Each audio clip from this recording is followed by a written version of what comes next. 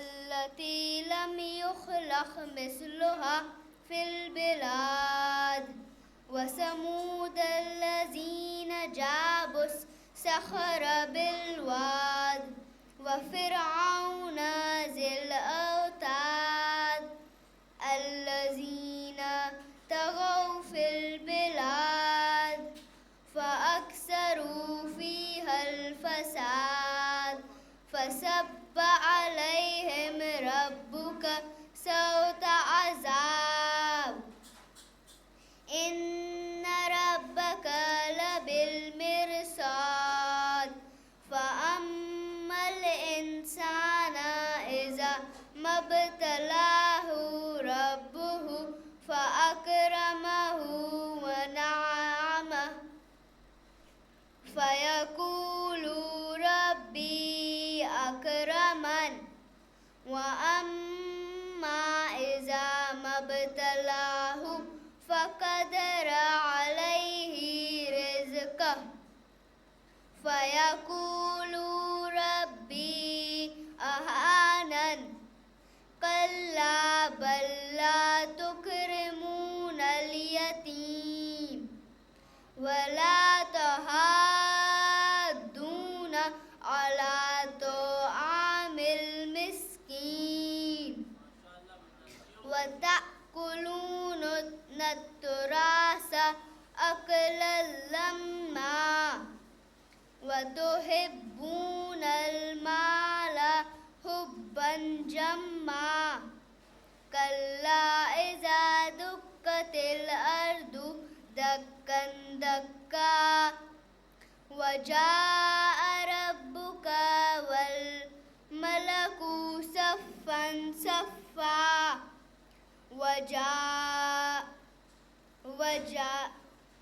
وجيء يومئذ بجهنم يومئذ يتذكر الإنسان وإنى له الذكرى يقول يا ليتني قدمت لحياتي فيومئذ لا يعذب عذابه أحد ولا يوثق وثاقه أحد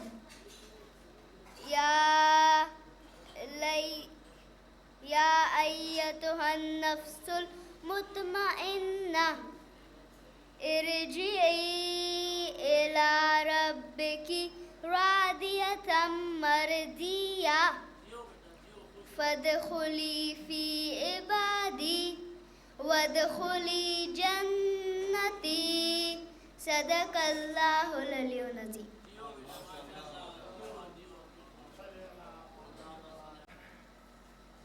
چند اشعار عزاداری کے عنوان سے کہ پوری دنیا میں عزاداری کی مخالفت ہے اور عزاداری اپنا تعارف خود فرما رہی کہ میری عظمت کیا ہے، تو اسی کی بزبانی عزاداری اس کی چند فضیلات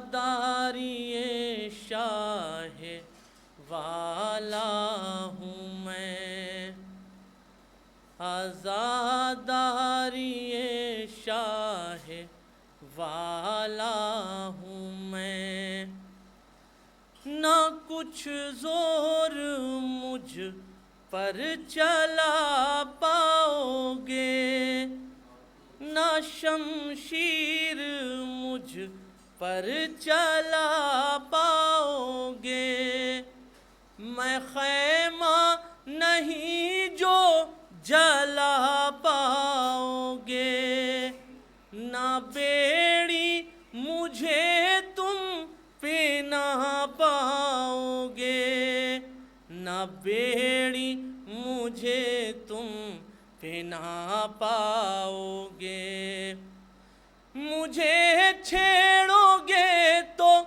بکھر جاؤ گے، لڑو گے جو مجھ سے تو مر جاؤ گے، شاہ والا ہوں میں قلب حسینی کا ارمان ہوں، جو مظلوم ہے ان کی میں شان ہوں، تمنائے زہرا کا ارمان ہوں، حسینی ہے جو ان کی پہچان ہوں، حسینی ہے جو ان کی پہچان ہوں، نظام یزیدی بدل ڈالوں گی، یزیدی سروں کو کچل ڈالوں گی، عزاداری شاہ والا ہوں میں، نہیں کالے گورے سے کچھ واسطہ، نظر میں نہیں کوئی چھوٹا بڑا، میں حصہ ہوں بھارت کی تہذیب کا، اٹھاتا ہے ہندو یہاں تعزیہ، اٹھاتا ہے ہندو یہاں تعزیہ، مخالف وہی ہند میں ہے میرا، نہیں کچھ پتا جس کے ماں باپ کا، عزاداری شاہ والا ہوں میں۔ اور عزاداری ہر شہر، دنیا کے ہر گوشے گوشے میں اس کا ثبوت یہ ہے، میری ہے ہر ایک شہر میں روشنی، بنارس ہو یا لکھنؤ چنئی، میری وجہ سے ان میں رونق بڑھی، دکن ہو یا ہو کلکتہ ممبئی، دکن ہو یا ہو کلکتہ ممبئی، میری قدر کرتا ہے سارا جہاں، جو ڈھونڈو تو مجھ میں ہے ہندوستان، عزاداری شاہ والا ہوں میں۔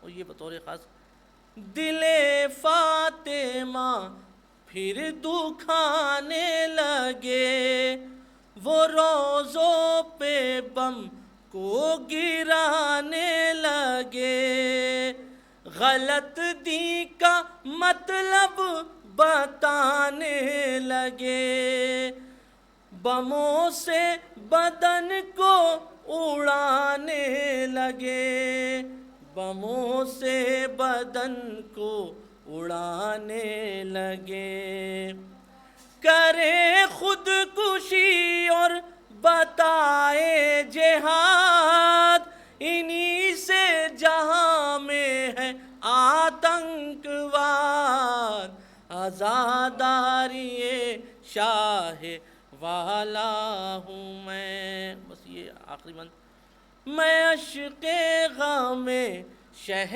کی قوت بنی، میں اس دہر میں ایک حقیقت بنی، میں زینب کے عشقوں کی زینت بنی، میں دین محمد کی قسمت بنی، میں دین محمد کی قسمت بنی، میں ڈرتی نہیں ہوں کسی ظلم سے، مٹانے کی کوشش نہ کرنا مجھے، عزاداری شاہ والا ہوں میں۔ یہ آخری بند کی، محرم کا چاند جب نمودار ہوتا ہے تو سب اپنے اپنے وطن اور گاؤں کی طرف سمٹنے لگتے ہیں، صرف یہ آخری بند، محرم کا جب چاند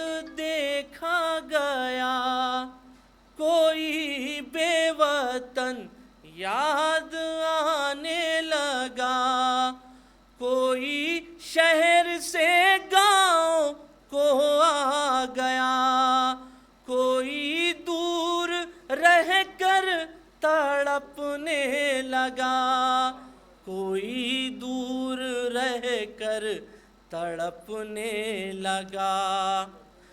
جہاں بدعتی ہے وہ برباد ہے، حسینی سبھی گاؤں آباد ہے، آزاداری شاہ والا۔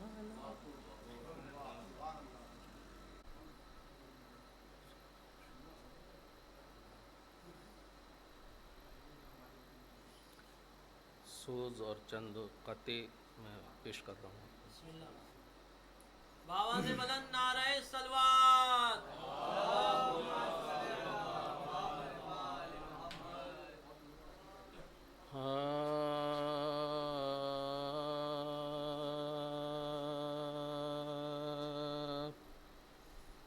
خواہش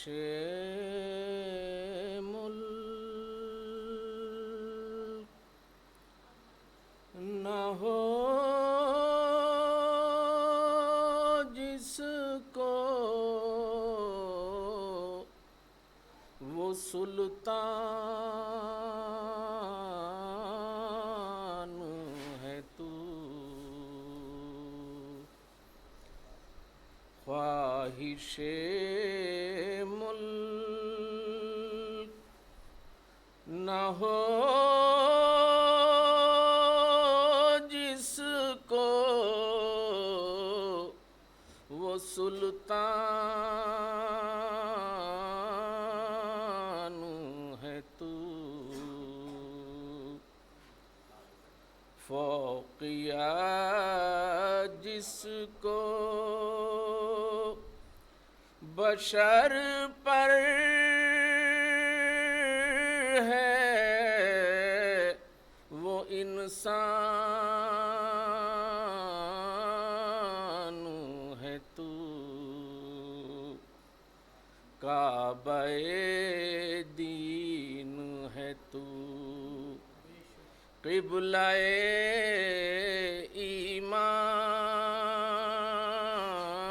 ایمان ہے تو، اے حسین ابن علی مانیے قرآن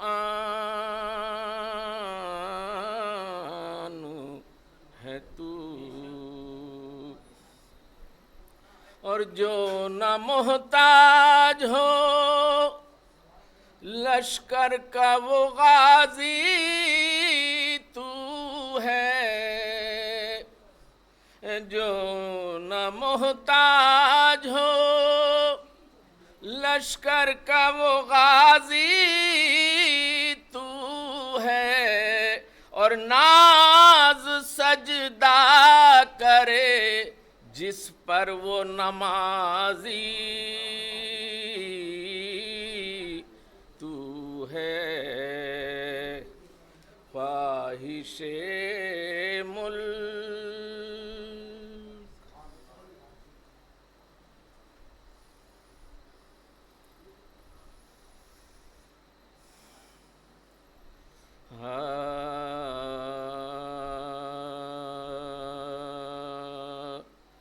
کربلا رکھتے ہیں ہم باغ ارم رکھتے ہیں ہم، کربلا رکھتے ہیں ہم باغ ارم رکھتے ہیں ہم، دو جہاں کی نعمتیں دل میں بہم رکھتے ہیں ہم، راہ حق میں اس لیے ٹھوکر نہیں کھاتے کبھی، راہ حق میں اس لیے ٹھوکر نہیں کھاتے کبھی، یا علی کہتے ہیں پہلے پھر قدم رکھتے ہیں ہم، کربلا رکھتے ہیں ہم۔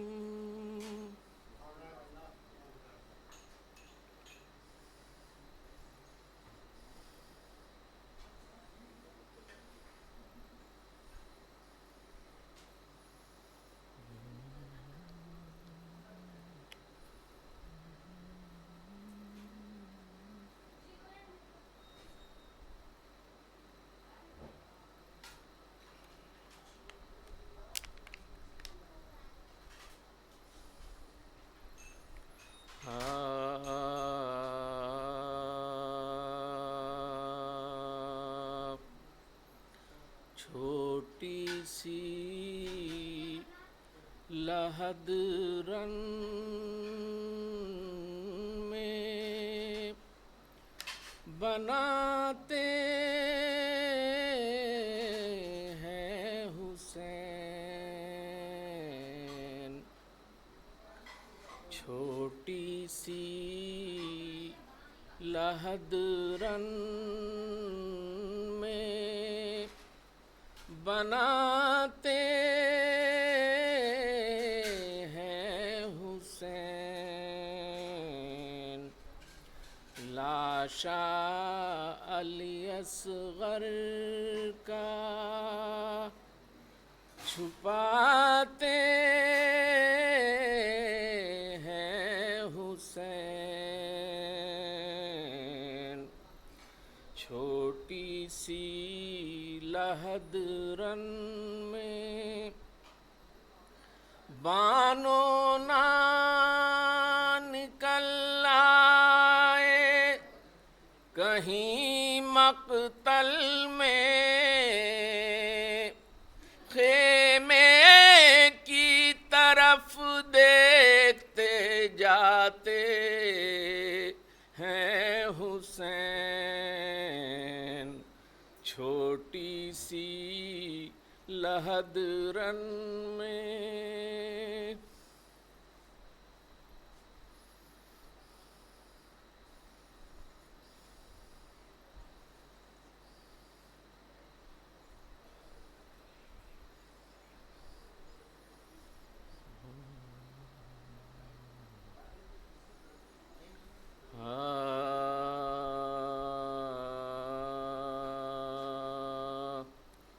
رن سے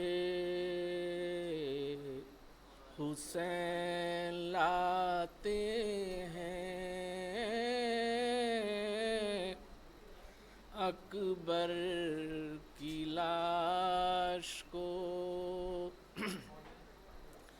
رن سے حسین لاتے ہیں اکبر کی لاش کو، لپٹائے ہیں کلیجے سے دلبر کی لاش کو، فرماتے ہیں یہ ثانیے جعفر کی لاش کو، بھائی سنبھالو شکل پیغمبر کی لاش کو، بھائی سنبھالو شکل پیغمبر کی لاش کو، امداد کا یہ وقت ہے مجھنا توان کی، ارے اٹھتی نہیں ہے ذوف سے میاں جوان کی، رن سے حسین لاتے ہیں۔ ایک سلام کے چند بند نعرے صلوات۔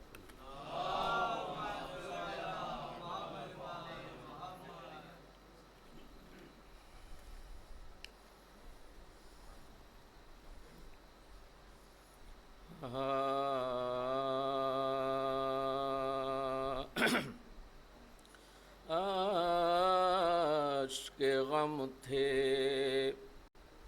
مجرائی دولت فراوانی کے ساتھ، اشک غم تھے مجرائی دولت فراوانی کے ساتھ، آبرو اشکوں نے پائی ہے درفشانی کے ساتھ، اشک غم تھے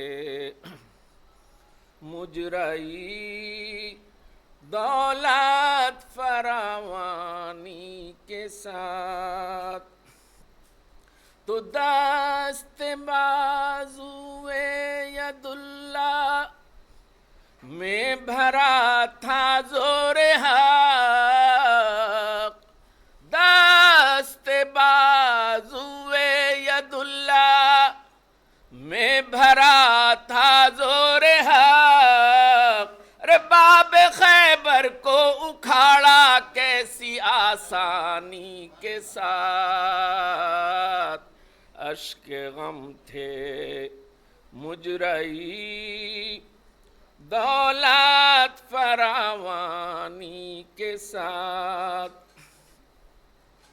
اور دیکھیے مرحب کو کیا کہنا تیرا تیغ علی، پھر پرے جبریل کاٹے کیسی آسانی کے ساتھ، اشک غم تھے مجرائی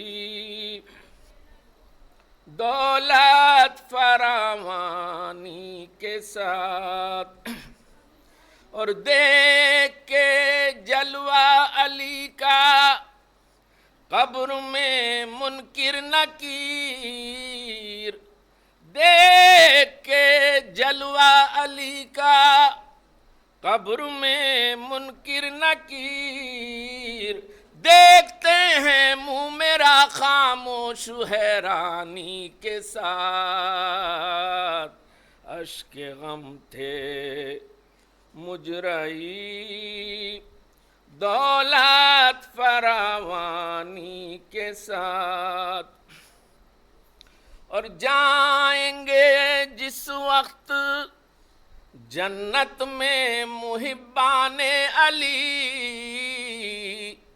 جائیں گے جس وقت جنت میں محبان علی، دشمن آل نبی دیکھیں گے حیرانی کے ساتھ، اشک غم تھے مجرائی دولت فراوانی کے ساتھ، تو چھد گئی مشق سکینہ اور قلم بازو ہوئے،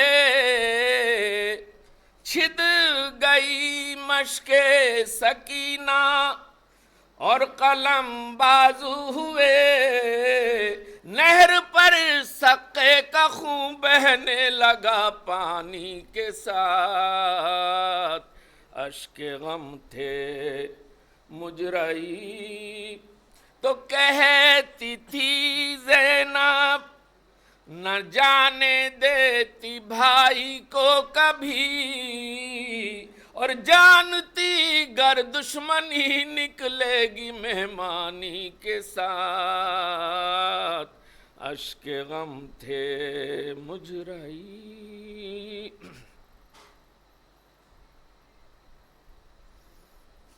نعرے صلوات.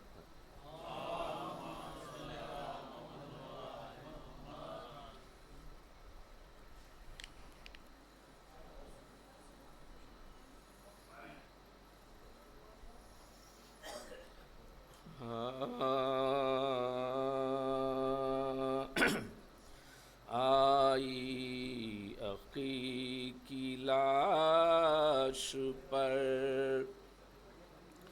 جب خستہ تن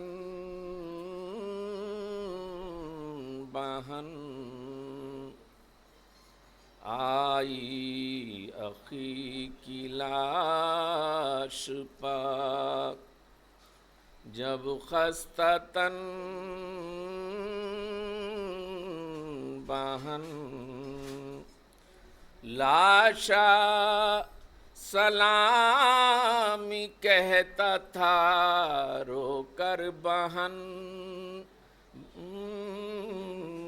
بہن آئی عقی کی لاش پا. تو زینب سے شاہ کہتے تھے ایک دن وہ ہوئے گا، زینب سے شاہ کہتے تھے ایک دن وہ ہوئے گا، ارے تجھ کو ردا ملے گی نا ہم کو کفن، بہن آئی عقی کی لاش پا جب خستہ تن بہن. شہ نے کہا کہ کیجیو صغرا کو خوب پیار، ارے جانا جو چھٹ کے قید سے سوئے وطن، بہن آئی عقی کی لاش پا. تو چلائی سر کو پیٹ کے لاش حسین پر، جاتی ہے بھائی قید میں یہ خستہ تن، بہن آئی عقی کی لاش پا. تو آئی صدا نہ کیجیو امت کو بد دعا، رے تم پر جو راہ شام میں گزرے محن، بہن تو زینب سے شاہ کہتے تھے قاسم کو دیکھ کر یاد آتا ہے حسین کو خلق حسن، بہن آئی عقی کی لاش پا. اصغر کو لے کے گود سے زینب کی بولے شاہ، ارے کھائے گرن میں تیر یہ غنچہ دہن، بہن آئی عقی کی لاش پا. فاتحہ.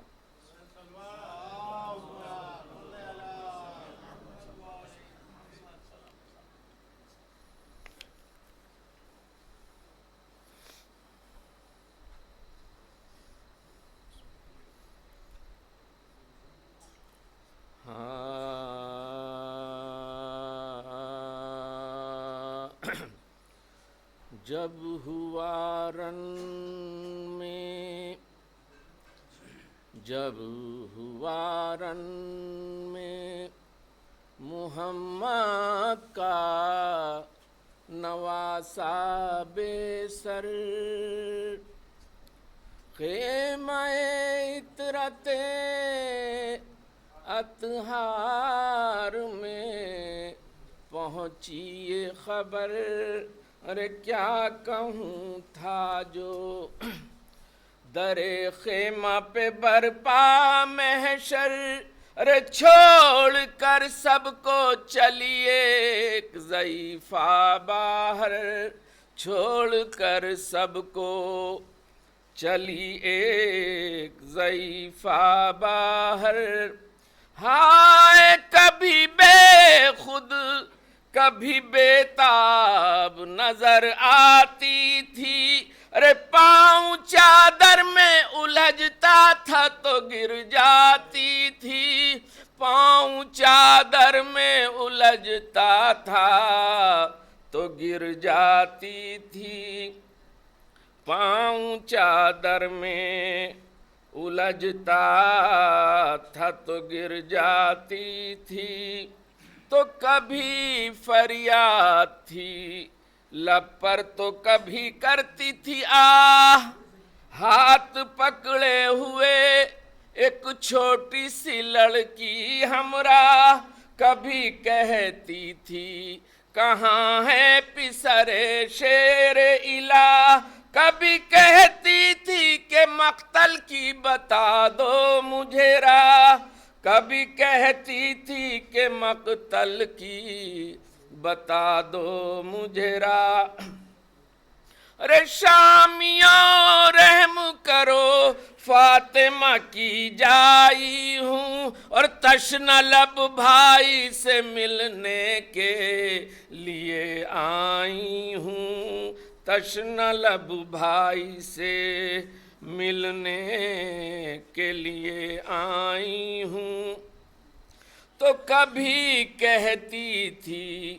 کہ بھائی کو بتا دو لوگو شکل شبیر کی، ناداں کو دکھا دو لوگو، اور باپ سے لاڈلی بیٹی کو ملا دو لوگو، ارے ملنے آئی ہے سکینہ یہ سنا دو لوگو، ملنے آئی ہے سکینہ یہ سنا دو لوگو، ارے کہہ دو حضرت سے ایک آوارہ وطن آئی ہے، ارے شوق دیدار میں خیمے سے بہن آئی ہے، شوق دیدار میں خیمے سے بہن آئی ہے، تو کبھی گھبرا کے یہ کہتی تھی برادر دیکھو، ایک نظر بھر کے سوئے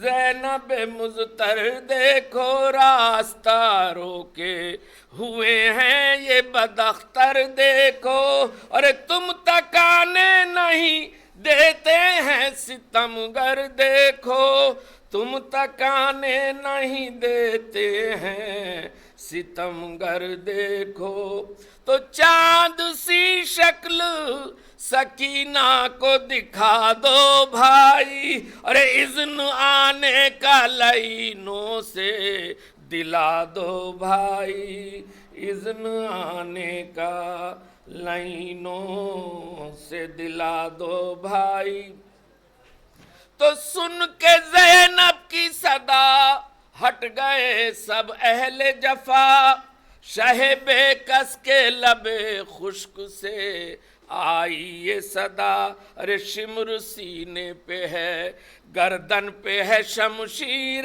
جفا، ارے جاؤ ہمشیر کہ یہ وقت نہیں ملنے کا، جاؤ ہمشیر کہ یہ وقت نہیں ملنے کا، تو مجمع عام ہے چادر تو سنبھالو زینب، ارے میرے آگے سے سکینہ کو ہٹا لو زینب، میرے آگے سے سکینہ کو ہٹا لو زینب، جب ہوا رن میں۔ قرأ الفاتحہ۔ بسم اللہ الرحمن الرحیم، الحمدللہ رب العالمین۔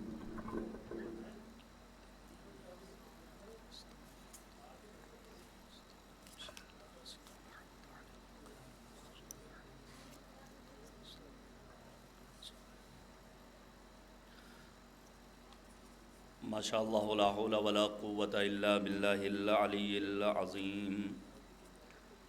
حسبنا اللہ ونعم الوکیل، نعم المولا ونعم النصیر۔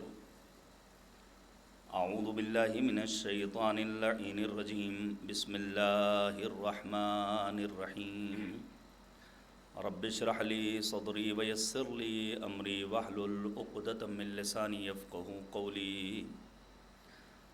الحمد للہ رب العالمین، والعاقبۃ للمتقین، والجنۃ للمؤمنین، والنار للملحدین والمنافقین والکافرین والعاصین والظالمین، وصلی اللہ علی سیدنا ومولانا وحبیب قلوبنا وطبیب نفوسنا وشفیع ذنوبنا مولانا ومولا الثقلین جد الحسن والحسین ابی القاسم المصطفى محمد، اللہم صل علی محمد وآل محمد وعلى آلہ الاطیبین الانجبین الاطہرین الاکرمین المعصومین المظلومین المنتخبین المنتجبین، لا سیما بقیت اللہ الاعظم فی الارضین، روحی وارواح العالمین لتراب مقدمہ الفدا، واللعنۃ الدائمۃ الباقیۃ علی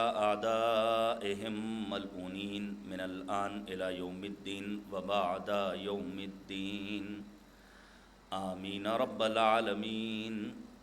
اما بعد فقد قال اللہ تبارک و تعالی فی القرآن الحکیم، وہو اصدق الصادقین وقولہ الحق۔ بسم اللہ الرحمن الرحیم، الذین یتبعون الرسول النبی الأمی الذی یجدونہ مکتوبا عندہم فی التوراۃ والانجیل، یأمرہم بالمعروف وینہاہم عن المنکر، وَيُحِلُّ لَهُمُ الطَّيِّبَاتِ وَيُحَرِّمُ عَلَيْهِمُ الْخَبَائِثَ وَيَضَعُ عَنْهُمْ إِصْرَهُمْ وَالْأَغْلَالَ الَّتِي كَانَتْ عَلَيْهِمْ۔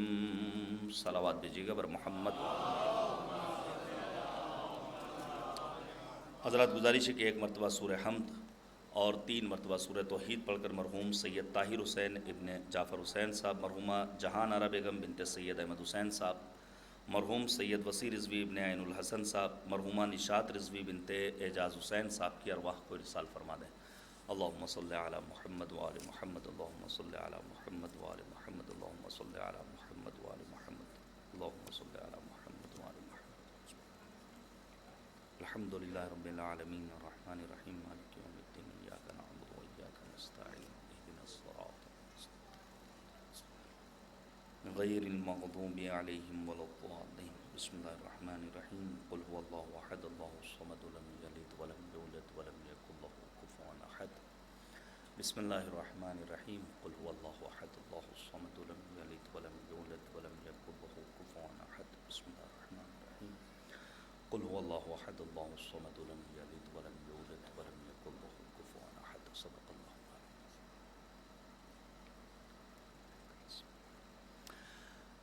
عزیزان گرامی، ایام سوگواری سید الشہداء ابو عبداللہ الحسین ہیں، اور یہ ہندوستان کی اپنی تہذیب ہے کہ جب سے فلک پر محرم کا چاند نمودار ہوتا ہے 8 ربیع الاول تک مسلسل مجالس کا ایک سلسلہ رہتا ہے۔ حسب توفیق ہم اور آپ مصروف اعضاء ہیں، خداوند کریم کی بارگاہ میں دعا ہے پروردگار ہماری ان خدمات ادا کو اپنی بارگاہ میں شرف قبولیت عطا فرمائیں، اور ہم سب کو دین فہمی، قرآن فہمی اور کربلا فہمی کا شعور مالک نصیب فرمائیں۔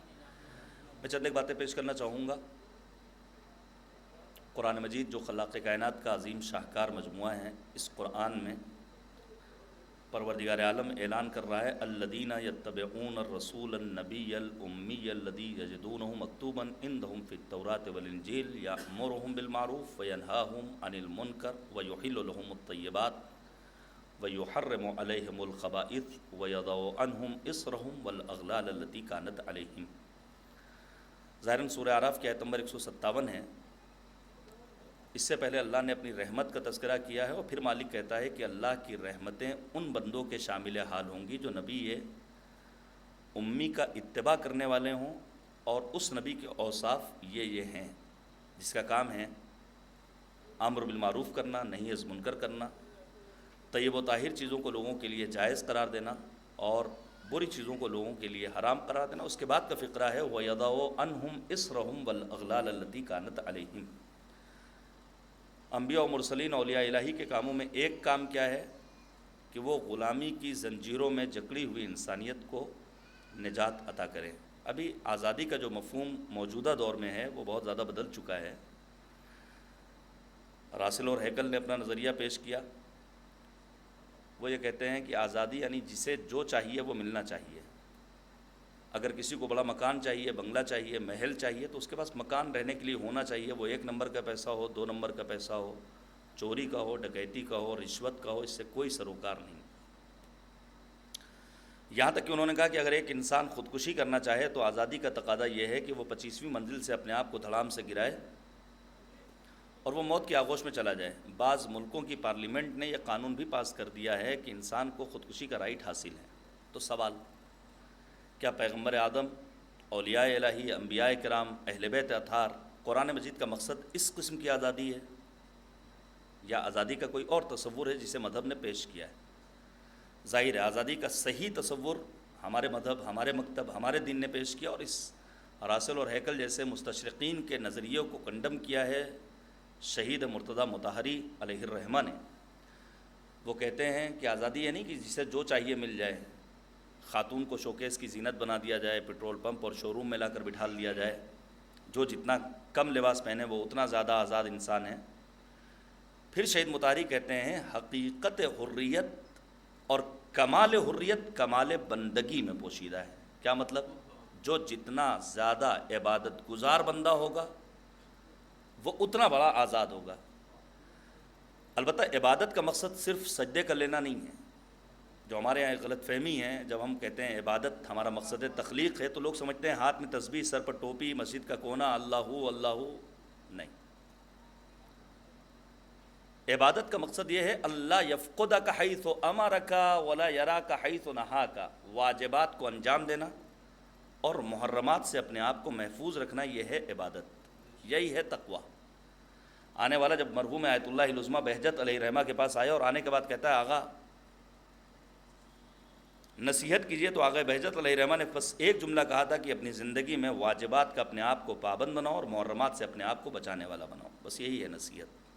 हमारे यहाँ इसके बरक्स हम बसा औक़ात बहुत सारे काम ऐसे अंजाम देते हैं जो शायद मुस्तहब्बात के ज़ुमरे में भी ना आते हों,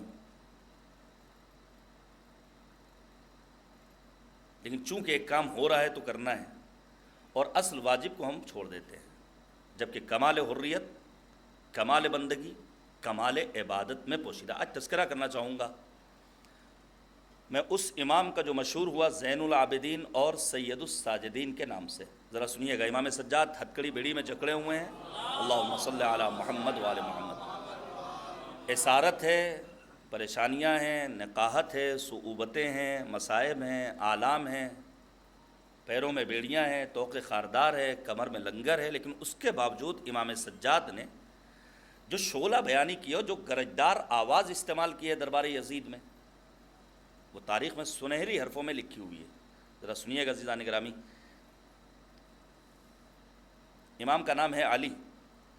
अभी आपने देखा होगा हालिया जंग के दौर में कुछ नाम नहाद मुस्लिम ममालिक, मैं अमदन मुस्लिम ममालिक कह रहा हूँ, ये मेरी ताबीर नहीं है, ये शहर लखनऊ के एक मुमताज़ अहले सुन्नत आलिम हज़रत मौलाना जहांगीर आलम कासमी साहब की ताबीर है कि दुनिया में मुस्लिम ममालिक तो 50 से ज़्यादा हैं, इस्लामी मुल्क सिर्फ़ एक है, वो है इस्लामी जमहूरिया ईरान।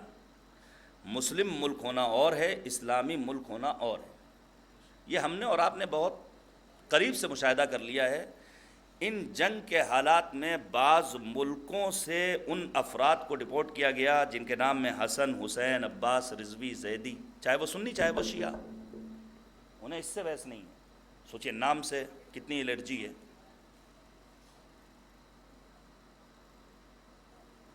جبکہ مذہب یہ کہتا ہے کہ حق الولد علی والدہ ثلاثہ، ایک باپ پر اس کی اولاد کے 3 حقوق ہیں۔ یہ ہمارے جوان سنیں، بچے کے نام کا انتخاب ماں باپ کو کرنا ہے، دادا دادی کو نہیں، نانا نانی کو نہیں، مولوی صاحب کو نہیں۔ بچے کے نام کا انتخاب بچے کی پیدائش کے بعد نہیں، آدھار کارڈ بنتے وقت نہیں، اسکول میں ایڈمیشن کراتے وقت نہیں۔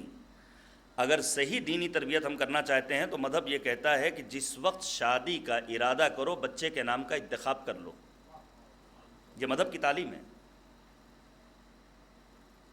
اچھا، ناموں میں ظاہر ہے نام محمد سے بہتر کون سا نام ہے، نام اہل بیت سے نام بہتر کون نام ہے؟ آنے والا جب بارگاہ امیر المومنین میں آتا ہے اور آنے کے بعد کہتا ہے فرزند رسول مجھے اللہ نے بیٹا دیا، امام فرماتے ہیں کیا نام رکھا؟ وہ کہتا ہے محمد۔ ذرا سنیے گا، امام نے اپنے سینہ اقدس پر ہاتھ رکھا اور 3 مرتبہ فرمایا محمد محمد محمد۔ پھر مولا فرماتے ہیں بورک لبیت فیہ محمد، بابرکت ہے وہ گھر جہاں نام محمد کا کوئی ایک موجود ہو۔ وَلِمَجْلِسٍ فِيهِ محمد، بابرکت ہے وہ بزم جہاں نام محمد کا کوئی ایک موجود ہو۔ وَالرِّفْقَةٍ فِيهَا محمد، بابرکت ہے دوستوں کی وہ جھرمٹ جہاں نام محمد کا کوئی ایک موجود ہو۔ اور اس کے بعد مولا نے اضافہ کیا کہ اگر کسی کو اللہ بیٹا دے اور اس نے پہلے سے نام کا انتخاب نہ کیا ہو تو 1 ہفتے تک اپنے بیٹے کو محمد کہہ کر پکارے، اور اگر کسی کو اللہ نے بیٹی دی ہے اور پہلے سے نام کا انتخاب نہیں کیا ہے تو 1 ہفتے تک اپنی بیٹی کو فاطمہ کہہ کر پکارے تاکہ نام محمد اور نام فاطمہ کی برکتیں اس کے گھر میں نازل ہوتی رہیں۔ ابھی جب ہم شادی کے سیزن میں نکاح پڑھنے جاتے ہیں تو بسا اوقات نکاح نامہ بھرتے وقت 2-3 چیزوں کا ہمیں سامنا کرنا ہوتا ہے۔ ایک سامنا تو یہ ہوتا ہے مول صاحب جو لکھنا ہو لکھ دیجئے، مہر کی رقم کون دے رہا ہے کون لے رہا ہے۔ ایک سامنا یہ ہوتا ہے مولانا 14,000، یہی ہمارے یہاں چلتا ہے۔ اب وقت نہیں کہ میں ان چیزوں کی جانب رہنمائی کروں، لیکن کم سے کم ذہن میں ایک سوال تو پیدا ہو ہی جائے گا کہ اگر دادا کی مہر 14,000 روپے معین ہوئی تھی اور باپ نے بھی 14,000 دیے تھے آج سے 40 سال پہلے، 45-50 سال پہلے، تو آج ہم بھی اپنی ہی اور اپنی اولاد کی مہر کی رقم 14 ہی رکھیں تو یہ خلاف عقل بھی ہے، خلاف دین بھی ہے۔ ذرا سنیے گا۔ دوسرا جو ایک مرحلہ ہمیں طے کرنا پڑتا ہے وہ نکاح نامہ فل کرتے وقت، مثلا نام ایسا آ گیا کہ اب سمجھ میں نہیں آتا ہے کہ تے سے لکھا جائے کہ تو سے لکھا جائے، تو آپ کہیں گے لو اردو لکھنی نہیں آتی۔ نہیں بھائی، اردو خوب لکھنا آتی ہے۔ مسئلہ یہ ہے کہ جو نام آپ نے اپنی بیٹی یا اپنے بیٹے کا رکھا ہے نہ وہ اردو زبان کا ہے، نہ وہ فارسی زبان کا ہے، نہ وہ عربی زبان کا ہے، پڑوسی ملک میں کام کرنے والے سیریلز کے اندر ایکٹرز یا ایکٹریس کے نام پر آپ نے نام رکھ دیا۔ ذرا سنیے گا عزیزان گرامی، جب امام سجاد دربار یزید میں پہنچے، پوچھا کیا نام ہے؟ مولا فرماتے ہیں علی بن الحسین۔ یزید کہتا ہے کہ مجھے تو خبر ملی تھی کہ آپ کے بھائی علی ابن الحسین کربلا میں مارے گئے۔ مولا فرماتے ہیں میرے بھائی تھے، انہیں کربلا میں شہید کیا گیا۔ کیا تمہارے باپ حسین کو اور نام نہیں آتا تھا؟ تحقیر، تذلیل، تمسخر کے لہجے میں حسین نے اپنے ہر بیٹے کا نام علی رکھا ہے۔ اس موقع پر امام سجاد نے ایک بڑا پیارا جملہ کہا اور یہ کربلا سے جرأت ملتی ہے۔ مولا امام سجاد فرماتے ہیں یزید سن، تیرا باپ میرے دادا کا نام مٹانا چاہتا تھا، میرا باپ میرے دادا علی کا نام زندہ رکھنا چاہتا تھا۔ صلوات بھیجیے گا بر محمد و آل محمد۔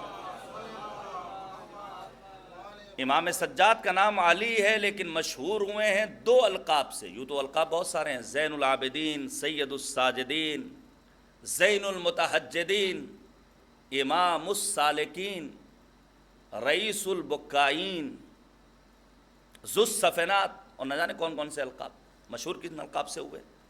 ابھی کسی کمسین بچے سے پوچھا جائے کہ چوتھے امام کا نام، فوراً کہے گا امام زین العابدین علیہ السلام۔ جب آپ قرآن مجید کو پڑھیے گا تو آپ کو اندازہ ہوگا قرآن میں پروردگار عالم نے 2 طرح کے معصوم مخلوق کا تذکرہ کیا ہے، ایک ہے ملائکہ اور دوسرے ہیں انبیاء۔ اللہ نے ملائکہ کو جس صفت سے یاد کیا وہ ہے ساجدین، اور انبیاء کو جس صفت سے یاد کیا وہ ہے عابدین۔ تحفہ سلام پہنچے بارگاہ امام علی بن الحسین میں، بزم ملائکہ میں نظر آتے ہیں تو سید الساجدین، بزم انبیاء میں نظر آتے ہیں تو زین العابدین۔ ذرا سنیے گا عزیزان گرامی، امام سجاد کی زندگی پرخطر وادیوں سے گزری ہے۔ ابھی آپ نے دیکھا ہوگا امریکہ کی ہٹ لسٹ پر جو نام ہے وہ ہے سید مجتبیٰ خامنئی کا، البتہ خود ڈونلڈ ٹرمپ بالکل بوکھلایا ہوا ہے، یعنی یہ ہم شروع جنگ سے دیکھ رہے ہیں، صبح کا ٹویٹ کچھ اور ہے، شام کا کچھ اور ہے۔ میں پھر گزارش کروں گا، معمار انقلاب امام خمینی نے اسلامی انقلاب سے پہلے یہ بات کہہ دی تھی کہ اگر امریکہ کہے اللہ اکبر لا الہ الا اللہ تب بھی ہم بھروسہ کرنے والے۔ یہ بات دنیا عرب کو سمجھ میں نہیں آ رہی ہے، یہ عرب کے عیاش حکمران اس بات کو نہیں محسوس کر رہے ہیں، لہذا وہ بھروسہ کر لیتے ہیں، اس کا نتیجہ بہرحال آپ نے دیکھا ذلت و رسوائی کے سوا کچھ اور نہیں۔ ذرا سنیے گا عزیزان گرامی، یہ عقیدہ توحید کیا ہے، یہ ہمیں اور آپ کو اسلامی انقلاب سے مل سکتا ہے۔ اسلامی انقلاب کہاں سے وجود میں آیا؟ واقعہ کربلا کے دامن سے اس نے پناہ لی ہے۔ یہی امام خمینی، اسلامی انقلاب کامیاب ہوا، اوائل انقلاب میں ایران سے فارن کرنسی ختم ہو چکی ہے۔ سنیے، یہ جو امام علی مقام سید الشہداء نے فرمایا تھا، خدا کی قسم اگر ذات حق کے سوا کوئی دوسری تکیہ گاہ نہ ہو، لما بایعت یزید ابن معاویہ، میں یزید کی بیعت بہرحال نہیں کروں گا، کوئی ساتھ دے نہ دے۔ ذرا سنیے، فارن کرنسی کا خاتمہ، امام خمینی کی قریب ترین شخصیتوں میں دو نام، ایک نام ہے مرحوم آیت اللہ ہاشمی رفسنجانی علیہ الرحمہ کا، لکھنؤ کا بھی انہوں نے سفر کیا، ایک نام ہے رہبر شہید کا جناب آیت اللہ العظمیٰ سید علی خامنئی رضوان اللہ تعالیٰ علیہ۔ اعلیٰ حکمران آتے ہیں اور آنے کے بعد کہتے ہیں حضور ذرا سا گزارش ہے کہ امام خمینی تک یہ پیغام پہنچا دیجئے۔ جب آغا ہاشمی رفسنجانی جاتے ہیں اور جانے کے بعد امام خمینی سے کہتے ہیں آغا فارن کرنسی کا خاتمہ، خاموش۔ پھر اعلیٰ حکمران آئے رہبر شہید کے پاس اور آنے کے بعد کہتے ہیں آپ کا بیان شیوا ہے، آپ کا انداز جذاب ہے، آپ یہ پیغام پہنچا دیجئے۔ جب آغا خامنئی جاتے ہیں اور امام خمینی سے فرماتے ہیں کہ ملک سے فارن کرنسی ختم ہو گئی، ذرا سنیے گا میرے عزیزوں، امام خمینی نے سکوت کو توڑا اور ایک جملہ کہا، خامنئی فارن کرنسی ختم ہوئی لیکن ہمارا خدا زندہ ہے، ہمارا امام زندہ ہے۔ صلوات بھیجیے گا بر محمد و آل محمد۔ یہ عقیدہ توحید امام سید سجاد جس دور میں مدینے لوٹ کر آئے ہیں وہ حالات کتنے پرفتن ہیں۔ ظاہر ہے یزید کو ڈر ہے کہ باپ کا انتقام لینے کے لیے کہیں تحریک نہ شروع ہو جائے۔ 3 سال اس بدبخت نے زمام اسلامی کو سنبھالا ہے۔ کاش وقت ہوتا تو میں غسیل الملائکہ حنظلہ کے بیٹے کا واقعہ بیان کرتا کہ جب VIP گیسٹ بن کر گیا ہے شام کی سرزمین پر اور آنے کے بعد اہل مدینہ کے درمیان کہتا ہے تمہاری غیرتوں کو کیا ہو گیا ہے کہ ایک ایسے انسان کو تم نے حاکم بنا رکھا ہے جو شراب خوار ہے، جو بدماش ہے، جس نے اہل بیت پر ظلم کیا ہے اور اپنے 8 بیٹوں کے ساتھ اس نے ظلم کا مقابلہ کیا ہے اور درجہ شہادت پر غسیل الملائکہ عبداللہ ابن حنظلہ جامع شہادت کو نوش کرتے ہیں، اسے پیش کرنے کا وقت نہیں۔ لیکن سنیے عزیزان گرامی، پہلے سال میں یزید ملعون نے امام حسین کو قتل کیا، اسیران اہل حرم کو اسیر بنایا۔ ذرا سیاسی پس منظر سمجھیے امام سجاد کو کس دور میں امامت کی ذمہ داری ملی ہے اور کس طرح امام نے اس مشن کو آگے بڑھایا جو آپ کے پدر بزرگوار امام حسین کا مشن تھا۔ دوسرے سال مدینہ کو تاراج کیا، ناموس مدینہ سب کے لیے آزاد، سینکڑوں حافظان قرآن مجید کو تحت کیا گیا۔ مدینہ کے حالات قحط زدہ ہو گئے، لوگوں کے پاس کھانے کے لیے کھانا نہیں تھا۔ تیسرے سال یزید ملعون نے مدینہ کو تاراج کرنے کے بعد تیسرے سال خانہ کعبہ کو ٹارگٹ کیا، پھر واصل جہنم ہوا۔ مجھے حیرت ہوتی ہے کہ ابھی بھی کچھ ایسے افراد، اب سوچئے امام غزالی جیسا انسان، صاحب علم ہے امام غزالی، لیکن امام غزالی نے یزید کا دفاع کیا ہے، جبکہ وہابیوں کے فکری رہنما احمد ابن حنبل نے، یہ سنیے گا، اپنے بیٹے کے جواب میں جب احمد ابن حنبل کے بیٹے نے یہ سوال کیا بابا کیا یزید پر لعنت کرنا جائز ہے، تو احمد ابن حنبل نے سورہ محمد کی آیت پڑھی اور کہا نہ فقط یہ کہ جائز ہے بلکہ واجب ہے، واجب ہے قرآنی آیت کی روشنی میں۔ ذرا سنیے گا عزیزان گرامی، یزید کے واصل جہنم ہونے کے بعد جو شخص برسر اقتدار آتا ہے وہ ہے یزید کا بیٹا جس کا نام ہے معاویہ، مشہور ہوا معاویہ صغیر کے نام سے، سب نے لکھا ہے۔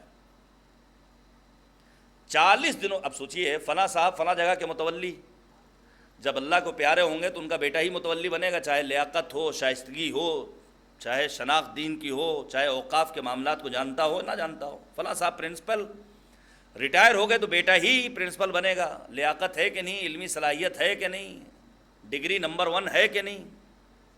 اب یزید کے بیٹے کو اتنا بڑا اسلامی اقتدار مل رہا ہے، لیکن 40 دنوں کے بعد فراز منبر پر آتا ہے اور آنے کے بعد کہتا ہے یہ اسلامی نظام ہمارا حق نہیں، یہ حق ہے اہل بیت کا۔ لوگوں کو حیرت ہوئی کہ آخر ہو کیا گیا ہے، اور جب تحقیق کی گئی تو معلوم یہ ہوا کہ اس کا ایک استاد تھا جو محب اہل بیت تھا۔ یہ جو ہم کبھی کبھی اپنے بچوں کو کانوینٹ اسکول میں ایڈمیشن کرا کر کے خوش ہو جاتے ہیں، مولوی صاحب بس اللہ کی عطا ہو گئی، بی بی کا کرم ہو گیا، ورنہ بڑے بڑے منتریوں کے بچے پڑھتے ہیں، ہم جیسوں کے بچوں کا ایڈمیشن کیسے ہو؟ اور آج جو خوش ہو رہے ہیں وہی 10-15 سال بعد کفے افسوس ملتے ہیں، بچہ ہاتھ سے نکل گیا، بچی فلاں کے ساتھ بھاگ گئی۔ یہ ہو رہا ہے، اس لیے کہہ رہا ہوں۔ معصوم نے فرمایا فَلْيَنْظُرِ الْإِنسَانُ إِلَىٰ مَنْ يَتَعَلَّمْ عِلْمًا، انسان کو یہ دیکھنا چاہیے کہ وہ تعلیم کس سے حاصل کر رہا ہے۔ استاد کا انسانی زندگی میں بڑا اہم رول ہے۔ 40 دنوں کے بعد جب وہ برطرف ہوا ہے تو جو شخص اسلامی اقتدار کو سنبھالتا ہے اس کا نام ہے مروان، زیادہ دن زندہ نہیں رہا، وہ بھی ہلاک ہوا۔ اس کے بعد جو شخص آتا ہے وہ ہے عبد الملک ابن مروان، تقریباً 20-21 برس بس سر اقتدار رہا، اور یہ عمدہ ترین دور ہے جس دور میں امام سجاد کی امامت ہے۔ لیکن یہ عبد الملک اتنا ظالم اور خونخوار ہے کہ امام سجاد نے فرمایا یہ دور موسیٰ اور فرعون والا دور ہے۔ فرعون کے دور میں ایک موسیٰ کے سبب کتنے بچے مارے گئے؟ عبد الملک ابن مروان کے دور میں 80,000 امیر المومنین کے شیعوں کو مارا گیا۔ ذرا سنیے گا، وہاں کافر اور زندیق ہونا عیب نہیں تھا، لیکن اگر کسی شخص کے بارے میں معلوم ہو جائے کہ فلاں شخص شیعہ ہے تو اس کے قتل ہونے کے لیے کافی ہے۔ یہی عبد الملک ابن مروان ہے جس کے دور میں ایک سپہ سالار اور گورنر ہے جس کا نام ہے حجاج ابن یوسف ثقفی۔ یہ ایسا ظالم، ایسا اہل بیت کا دشمن، ایسا شیعان امیر المومنین کا قاتل کہ اس کا یہ اعلان تھا جب میری نگاہوں کے سامنے علی کا شیعہ اپنے خون میں تڑپتا ہے تو مجھے کھانا کھانے میں لذت محسوس ہوتی ہے۔ ذرا سنیے آپ، یہ تو سیاسی مسائل ہو گئے، ساتھ ساتھ انحرافی عقائد کیسے ہیں؟ یزید خود تخت خلافت پر بیٹھ کر کہتا ہے ما اصابکم من مصیبہ، قرآنی آیت کے ذریعے لوگوں کے مائنڈ کو ڈائیورٹ کرنا چاہے۔ یہ جو حسین قتل کیے گئے ہیں یہ نظریہ جبر لے کر آیا ہے، حسین کی اپنی خطا ہے معاذ اللہ۔ حالانکہ امام نے سورہ حدید کی آیت کریمہ پڑھی اور کہا نہیں، اللہ نے اگر مصیبتوں میں مبتلا کیا تاکہ اس لیے دنیا کو ان آزمائشوں کے نتیجے میں ہمارے لیے یہ وعدے کر سکے دنیا کے سامنے کہ ہم آئیڈیل ہیں، اسوہ ہیں، نمونے عمل ہیں۔ امام نے دفاع کیا، امام سجاد نے۔ اچھا ذرا سا ثقافتی مسائل دیکھیے گا، یہ جو آپ آج دیکھ رہے ہیں کہ آل یہود نے وہاں پر شراب خانے کھول دیے ہیں، ڈانس کی پارٹیاں ہو رہی ہیں، گھبرائیے مت۔ رہبر شہید کی کتابوں میں ایک کتاب ہے موسیقی، ذرا سوچیے، اتنا عظیم مرجع، یہ تصویر لگی ہوئی ہے، دیکھنا عبادت ہے اس چہرے کو۔ واقعی میں اسلام میں ایک نئی جان ڈال کر چلے گئے رہبر شہید، وگرنہ وہ دھندلی سی تصویر تھی، اب لوگوں نے پہچانا ہے، اب لوگ اقرار کر رہے ہیں اس بات کا۔ رہبر کی ساری کتابوں میں جب آپ دیکھیے گا فہرست میں تو ایک کتاب نظر آئے گی جس کا عنوان ہے موسیقی۔ اتنا عظیم مرجع کتاب لکھ رہا ہے موسیقی کے سلسلے میں، غنا کے سلسلے میں۔ اس کتاب کے مقدمے میں رہبر شہید نے لکھا ہے کہ امام سجاد کے دور اس دور سے متصل ہے جس دور میں مدینۃ الرسول میں ناچنے والی عورتیں آتی تھیں، رات میں رقاصاؤں کا ایک ہجوم ہوتا تھا، مکس گیدرنگ ہوتی تھی، رقص و سرود کی محفلیں سجتی تھیں۔ بڑی بڑی داڑھی والے مسلمان نمازوں کو ادا کرنے کے بعد راتوں میں رقص و سرود کی محفلوں میں جاتے تھے، ناچ گانا دیکھتے تھے، پیسے لٹاتے تھے، سیاف کیا جاتا تھا۔ اب ایسے پرفتن دور میں ہمارے اور آپ کے چوتھے امام نے اپنے بابا کے مشن کو بچایا تو کیا حکمت عملی اختیار کی، ذرا سن لیجئے۔ یوں تو اقدامات بہت سارے ہیں امام سجاد کے، مثلا امام کے کارناموں میں ایک کارنامہ جو سب سے عظیم ہے وہ کیا ہے کہ امام سجاد نے عام لوگوں کا رشتہ قرآن مجید سے مستحکم کیا ہے۔ یہ قرآن سے رشتہ ہمارا اگر مستحکم ہو جائے تو ہم بہت ساری پریشانیوں سے اپنے آپ کو محفوظ۔ قرآن چلیے نہیں پڑھنا آتا، دیکھنا تو آتا ہے، یہاں ماشاءاللہ اسکالرز ہیں، پروفیسرز ہیں، ڈاکٹرز ہیں، پڑھے لکھے لوگ ہیں، اس بات کو آپ محسوس کر سکتے ہیں۔ دنیا میں جتنی مذہبی کتابیں ہیں، جتنے ادیان، مذاہب اور دھرم پائے جاتے ہیں، ان مذہبی کتابوں کا جب آپ جائزہ لیں گے تو اکثر و بیشتر ادیان وہ ہیں جن کی مقدس کتابوں کو اس دین کے پیروکار نہ ہاتھ میں لے سکتے ہیں، نہ آنکھوں سے دیکھ سکتے ہیں، نہ پڑھ سکتے ہیں۔ وہ کتاب ہوتی کس کے پاس ہے؟ اس مذہب کے روحانی پیشوا کے پاس۔ لیکن کتنا کریم ہے ہم مسلمانوں کا پروردگار، جس نے ہر مسلمان کے گھر میں قرآن مجید کو پہنچا دیا، جس کا فقط پڑھنا عبادت نہیں ہے، پڑھ لیا جائے تو پڑھنا عبادت، سن لیا جائے تو سننا عبادت، دیکھ لیا جائے تو دیکھنا عبادت۔ یہ عظیم کتاب اللہ کا کلام قرآن مجید، کاش ہمارے سماج میں قرآن کے تئیں بیداری پیدا ہو جائے تو ہم بڑے بڑے مسائل کو حل کر سکتے ہیں۔ ابھی موجودہ دور میں کچھ ایسے جیالے پیدا ہو گئے ہیں کہ جنہوں نے ان حقائق کو بیان کیا ہے کہ ایران اسلامی نے جو سب سے بڑا کام کیا ہے وہ کیا کیا ہے کہ انہوں نے حفظ قرآن سے زیادہ فہم قرآن پہ زور دیا ہے۔ ایک تعبیر ہے قرآنک ڈپلومیسی، قرآنی سفارتکاری۔ ہم نے اور آپ نے دیکھ لی جب رہبر شہید کا جنازہ کہاں رکھا ہوا ہے؟ مصلی امام خمینی، شہر تہران۔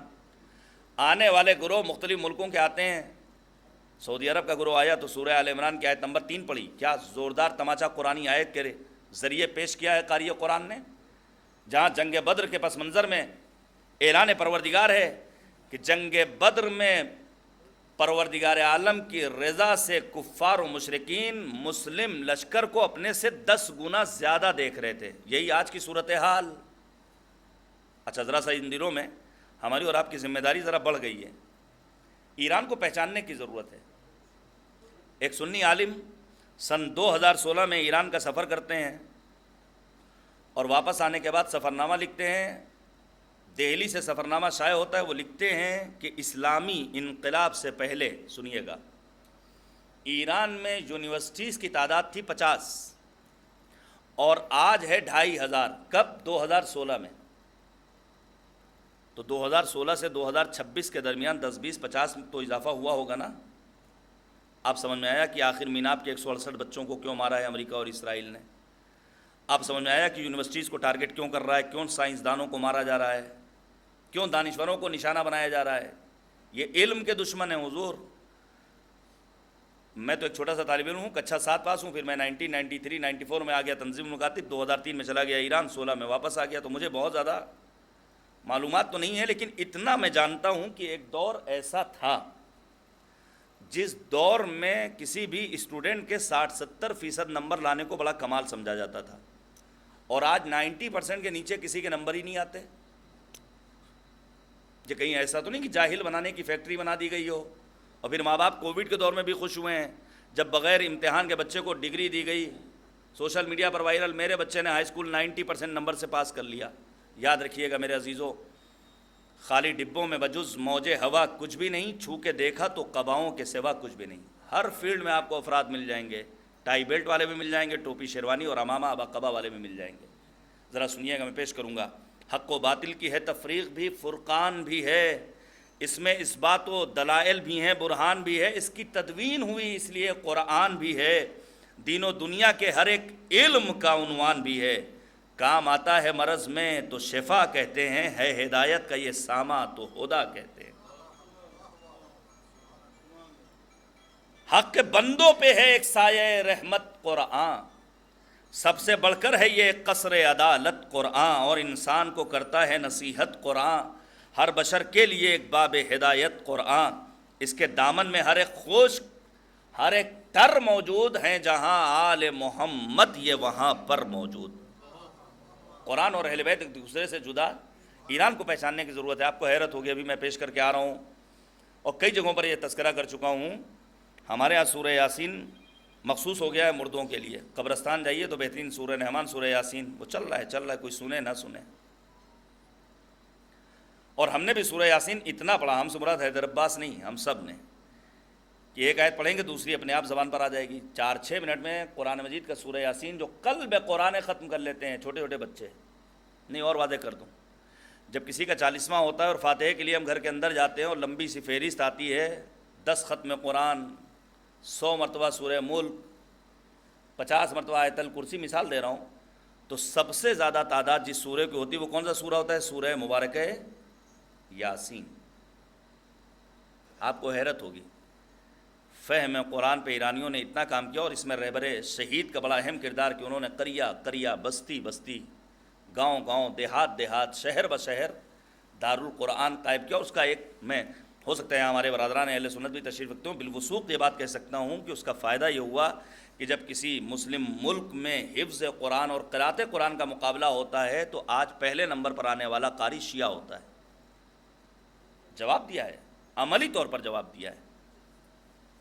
ایران کے شہر قم میں دوران تعلیم میں ایک ایسے ادارے میں پہنچا جو گزشتہ 4 دہائیوں سے صرف سورہ یاسین پہ کام کر رہا ہے.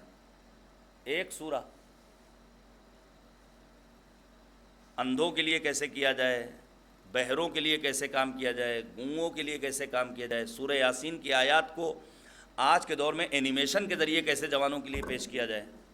عزیزان گرامی یاد رکھیے گا، جب قوم فہم قرآن کے ساتھ آگے بڑھتی ہے تو دنیا کی تمام طاقتیں اس کے سامنے زیر ہوتی ہوئی نظر آتی. امام سجاد نے ایک عظیم کارنامہ کیا انجام دیا، قرآنی آیات کو ذریعہ بنایا. حد یہ ہے کہ امام سجاد اگر مقام اہل بیت کو بیان بھی کرتے ہیں تو قرآنی آیات سے استدلال کرتے ہیں. ذرا یاد کیجئے، تمام مورخین نے لکھا ہے کہ جامع مسجد شام کے شہر میں قاری قرآن ہیں جو اسیران اہل حرم کو نہ پہچاننے کے سبب برا بھلا کہہ رہا ہے. مولا پوچھتے ہیں امام سجاد جانتے بھی ہو ہم کون ہیں؟ کہا نہیں، تم باغی ہو، بس اتنا جانتے ہیں امیر المومنین کے خلاف تم نے خروج کیا ہے.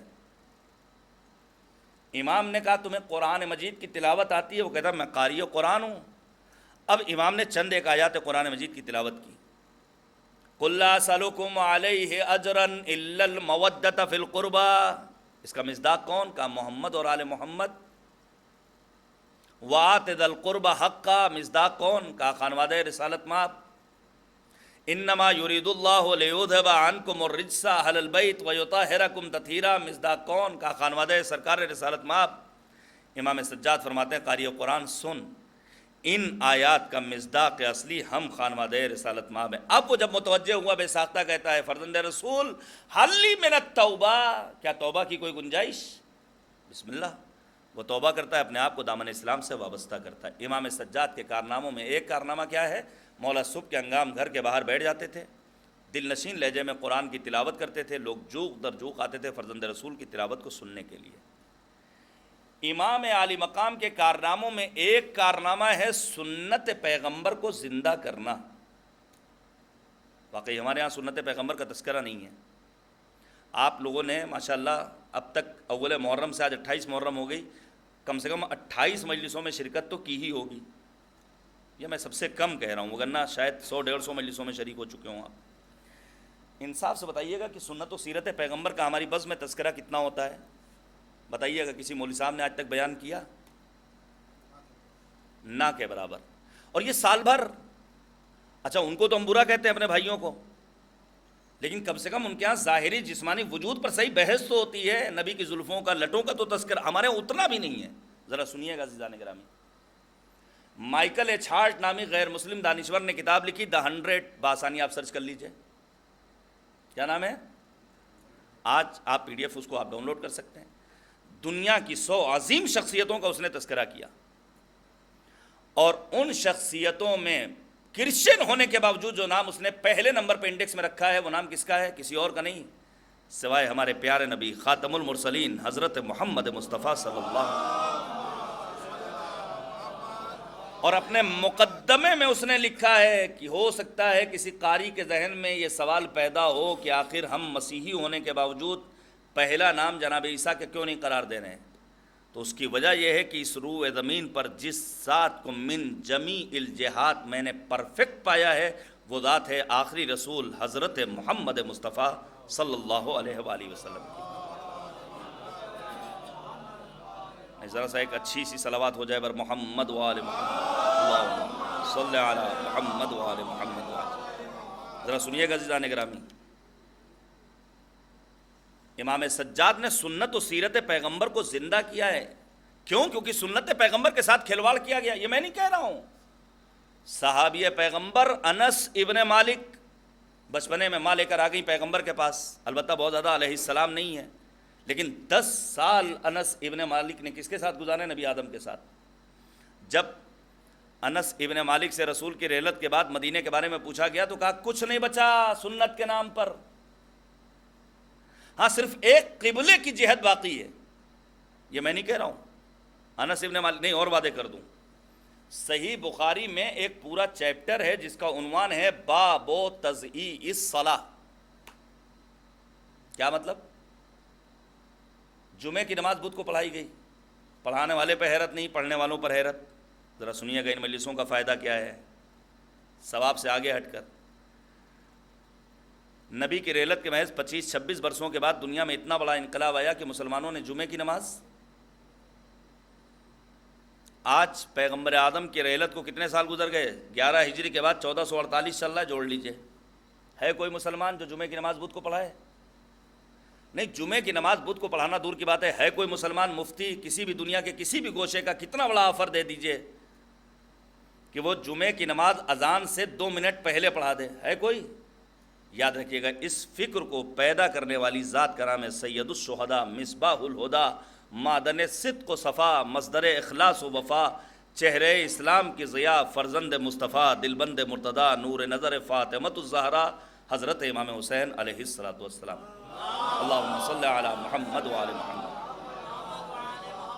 متاع آرزو قلب انبیاء ہے حسین، لب خلیل سے نکلی ہوئی دعا ہے حسین، جو گونجتی رہے تا حشر وہ صدا ہے حسین، علی کی جاں پیمبر کا آسرا ہے حسین، وجود رابطہ جسم و جاں حسین سے ہے، زمین حسین سے ہے، آسماں حسین سے۔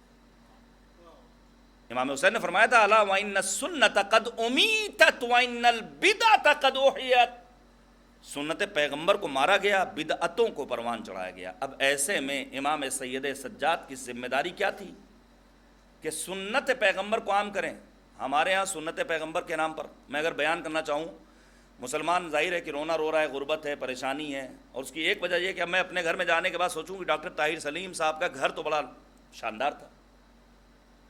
ابھی دنیا میں مسلمان جو پریشان ہے اس کی بنیادی وجہ یہ ہے کہ اللہ ان کو دے تو رہا ہے، لیکن وہ دوسروں سے کمپیئر اور مقایسہ شروع کر دیتے ہیں۔ بھائی لائف اسٹائل سب کا ایک جیسا نہیں ہو سکتا۔ سب سے بڑی پریشانی کیا ہے؟ نہیں، ان کے گھر کے پردے تو ایسے تھے۔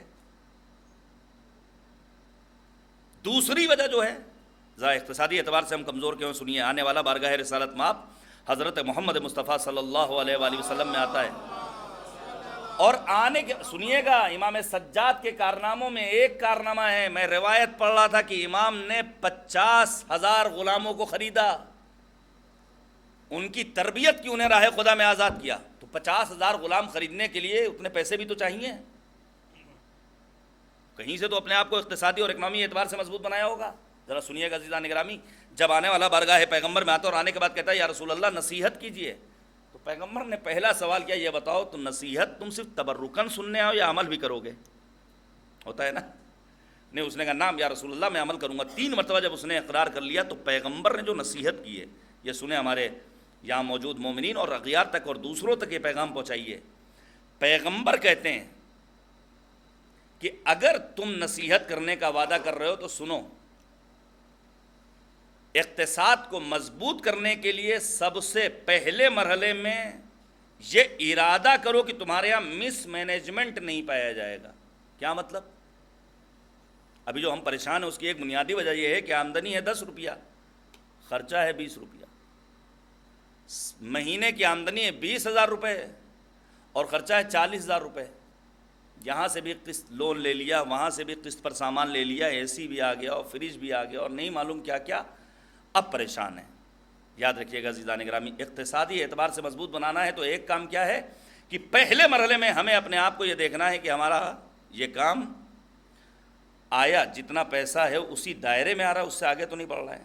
دوسرا مرحلہ ہم نے کاہلی اختیار، ذرا سا کہیں سے معلوم ہو جائے کہ فلاں صاحب کے یہاں کچھ پیسے مل جاتے ہیں، میں گزارش کروں گا یہاں ہیں ایسے افراد جو یقیناً مدد کرتے ہوں گے، ٹھیک ہے آپ مالی مدد کیجئے، لیکن مالی مدد کاہل بنانے کے لیے کافی ہے آج کے دور میں۔ یہ میں نہیں کہہ رہا ہوں، مذہب یہ کہتا ہے کہ اگر صدقہ دو گے تو ثواب 10 گنا، اس کے برخلاف اگر قرضہ دو گے تو ثواب 18 گنا۔ کیوں؟ چونکہ قرضہ لینے والا بہرحال ذہن میں اس بات کو رکھتا ہے کہ آج نہیں تو کل واپس کرنا ہے، اس کے ذہن میں چل رہا ہے کہ پیسہ کمانا ہے، واپس کرنا ہے، لیکن جس کو صدقہ دیا ہے وہ تو مست ہے، یہاں سے لے گا پھر ان سے لے گا۔ اگر مالی اعتبار سے مضبوط بننا ہے تو پیغمبر کی سیرت کیا ہے کہ اسراف نہ کرو. قرآن نے کہا ہے ملعون ملعون ملعون ہے وہ شخص. اگر ہم اور آپ صرف کاغذ قلم لے کر بیٹھ جائیں اور اپنے گھروں کا جائزہ لینا شروع کر دیں کہ استعمال میں آنے والی چیزیں کتنی ہیں اور غیر استعمال ہونے والی چیزیں کتنی ہیں, تو آپ انصاف سے بتائیے گا غیر استعمال ہونے والی چیزیں زیادہ ہوں گی کہ نہیں؟ ظاہر ہے. ہم ہندوستان میں 3-4 کروڑ شیعہ ہیں, کہنے والے تو 7 کروڑ تک کہتے ہیں.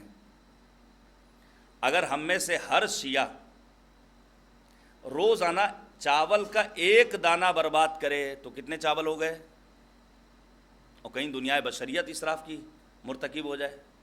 میرے عزیزو, پیغمبر کی سنت و سیرت ہمارے لیے آئیڈیل ہے, مشعل راہ ہے. امام سید سجاد نے جو کارنامہ کیا ہے وہ کیا ہے؟ نبی آدم کی سنت و سیرت کو پیش کیا ہے. کیوں؟ نئی نسل پیغمبر کو دیکھ نہیں سکی ہے, وہ تو یہی دیکھ رہی ہے فلاں صاحب اسلام کی کرسی پر براجمان ہیں, یہی حقیقی اسلام ہے. ایسے موقع پر امام سجاد کی ذمہ داریوں میں اہم ترین ذمہ داری کیا ہے کہ نبی کی صحیح سنت اور نبی کی صحیح سیرت سے لوگوں کو آشنا کریں. امام سجاد کے کارناموں میں ایک کارنامہ جو بہت اہم ہے وہ کیا ہے؟ جب بھی کوئی اسٹوڈنٹ مولا کی بز میں آتا تھا تو مولا اس کا استقبال کرتے تھے. دینی طالب علم نہیں. ہمارے ہاں جو علم کی تقسیم بندی کی گئی ذرا سنیے گا, پورے قرآن مجید میں 779 مرتبہ کلمہ علم آیا ہے.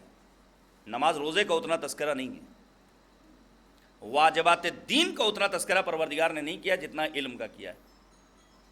طالب علم آتا تھا, مولا کہتے تھے مرحباً بک, خوش آمدید, تم نے پیغمبر کی وصیت پر عمل کیا. اور پھر امام سجاد فرماتے تھے کہ جب ایک اسٹوڈنٹ اپنے گھر سے باہر قدم نکالتا ہے, وہ خشکی میں قدم رکھے یا تری میں, ملائکہ مقربین درگاہ پروردگار اس کی نیابت میں خدا کی تسبیح کرتے ہیں, حمد بجا لاتے ہیں. اچھا, ہمارے ہاں علم کی جو تقسیم بندی کی گئی وہ کیا ہے؟ ذرا سنیے گا. جو علم کسی مدرسے کی 4 دیواری میں حاصل کیا جائے وہ علم دین ہے. جو علم کسی یونیورسٹی اور کالج کے حدود میں حاصل کیا جائے وہ علم دنیا ہے. میں گزارش کروں گا ذرا سا اس کو محسوس کیجیے گا, یہ غلط تقسیم ہے. شہید مطہری کہتے ہیں یہ تقسیم بندی بالکل غلط ہے. پھر کیا صحیح ہے؟ فرماتے ہیں شہید مطہری علیہ الرحمہ, ان کے آثار, ان کے افکار کو پڑھیے, ان کی کتابیں دنیا کی زندہ زبانوں میں ترجمہ ہو چکی ہیں. وہ کہتے ہیں ہر وہ علم جس کا مقصد مذہب, ملک, ملت, انسانیت کی خدمت ہو وہ علم دین ہے. کیا مطلب؟ اگر کوئی ڈاکٹر صاحب اپنے علم کے ذریعے مذہب, ملک, ملت اور انسانیت کی خدمت کرنا چاہتے ہیں تو ان کا یہ علم اب علم دنیا نہیں بلکہ علم دین کہلائے گا. اس کے برخلاف مولوی صاحب کا مقصد کیا ہے؟ مدرسے کے حدود میں رہے ہیں, البتہ مدارس خالی ہیں. حضور آنے والے زمانے میں شیعہ مدارس میں طلاب نہیں بچیں گے. ظاہر ہے آپ سب کو اپنے بچوں کو ڈاکٹر بنانا ہے, انجینئر بنانا ہے, ماشاءاللہ. نکاح پڑھنے کے لیے صحیح صیغہ جاری کرنے والے علماء کی کمی ہو جائے گی. نماز جنازہ پڑھانے کے لیے مولوی صاحب نہیں ملیں گے. میں بتا رہا ہوں, بالوصول بتا رہا ہوں, 3000 شیعوں پر ایک مولوی آج کی تاریخ میں نہیں. آپ کہیں گے مولوی تو بہت نظر آ رہے ہیں, لکھنؤ کی ہر گلی میں مولوی.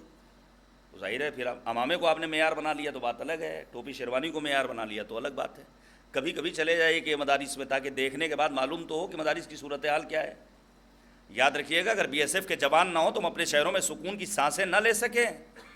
اگر ہم اپنے شہروں میں امن و امان اور سکون, چین, شانتی کی سانس لے رہے ہیں تو مرہون منت BSF کے جوانوں کی. اسی طرح مدارس دینیہ میں تعلیم حاصل کرنے والے طلاب دینی حدود کے محافظ ہیں. دینی حدود اگر خالی چھوڑ دیا جائے تو کیا ہوگا اس کا حال؟ سنیے گا عزیزان گرامی, کیا کہنا امام سید سجاد علیہ السلام کا, جنہوں نے علم کو پروان چڑھانے کے لیے ایک طالب علم بھی آتا تھا تو اس کا احترام کرتے تھے اور نبی آدم کی سنت اور سیرت کو پروان چڑھانے کے لیے عملی اقدام کرتے تھے. امام سجاد کے کارناموں میں ایک کارنامہ جو بہت اہم ہے وہ کیا ہے؟ وہ ہے رسالت الحقوق. اللہ کا حق کیا ہے, نفس کا حق کیا ہے, اعضاء و جوارح کے حقوق کیا ہیں, ماں باپ کے حقوق کیا ہیں, زن و شوہر کے حقوق کیا ہیں, اولاد اور پڑوسیوں کے حقوق کیا ہیں, استاد اور شاگرد کے حقوق کیا ہیں, قرض لینے والے کا حق کیا ہے, قرض دینے والے کا حق کیا ہے. امام سید سجاد کے انہی کارناموں میں ایک عظیم کارنامہ جو نہایت اہم ہے وہ کیا ہے کہ مولا امام سجاد نے دعاؤں کے آئینے میں توحید کے معارف کو دنیا تک پہنچایا ہے. ابھی ہمارے یہاں عقیدہ توحید دن بدن کمزور ہوتا جا رہا ہے.